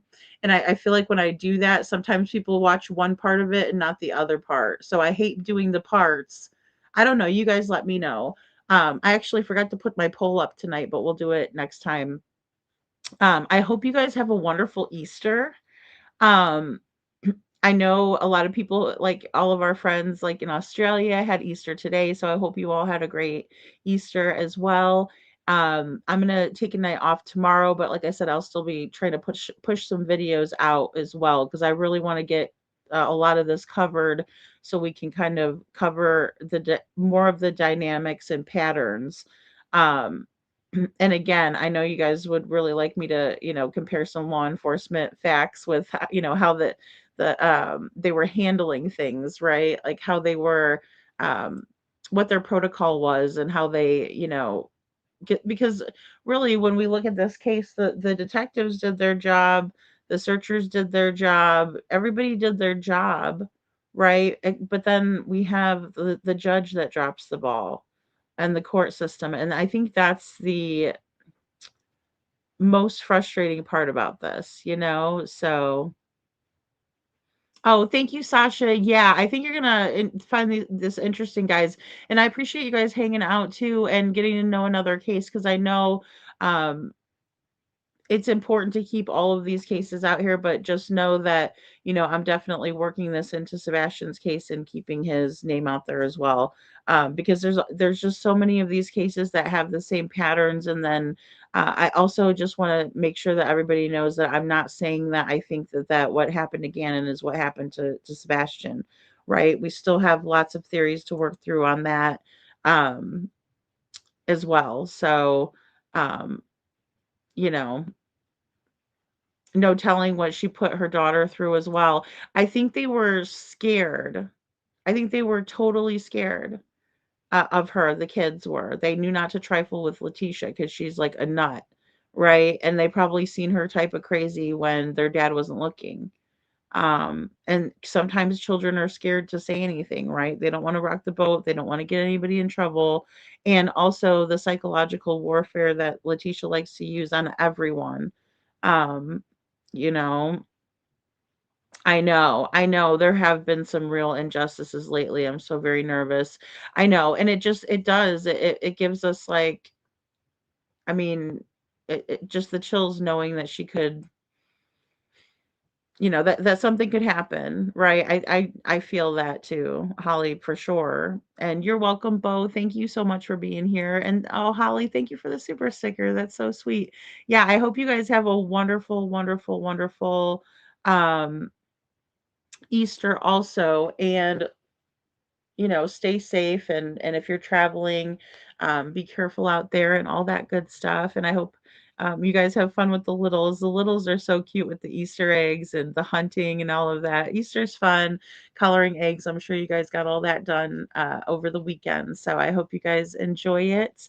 And I will see you all on Monday to talk about Gannon. I have Gannon on the brain. To talk about Devlin Tate, because he went missing last year, the day after Easter. So we're going to do a special live for Devlin, um, uh, and talk about the benefit. Hopefully, we have a little bit more information, because again, I would really like to help out with like a certain aspect of it. If we did like a quick fundraiser and just worked out a certain aspect of it. Just because of, how everything else has turned out thus far. And you guys know, if with Devlin's case. But I also want to help because I think that showing support and love is always a good thing. And it's always important to do that. So let's see what we can do. Let's see what we can make happen, dragons. I mean, even if I was to, um, if we were to put together like a fund and send it over to Carl's and they could buy the spaghetti or something. But I want to find something that we can, that's feasible for us to do, a goal to set, and then that's how we're going to help out with it. But I haven't quite figured it out yet because there's still a lot of unknowns as to where they're going to have this event, etc. So, and I don't want anybody to end up with 75 pounds of spaghetti, courtesy of the Dragon Tribe, and no sauce to go with it. So, we'll figure it out. But also, let me know, guys. Let me know what you think. Or if there's anything that we can do, what you guys would like to do to help, because that's always a good thing to get together as a community. So again, thank you guys all so much. And thank you, Chuchi. And you guys, KJ, thank you. Happy Easter. And you guys have a wonderful rest of your day and a happy, happy Easter.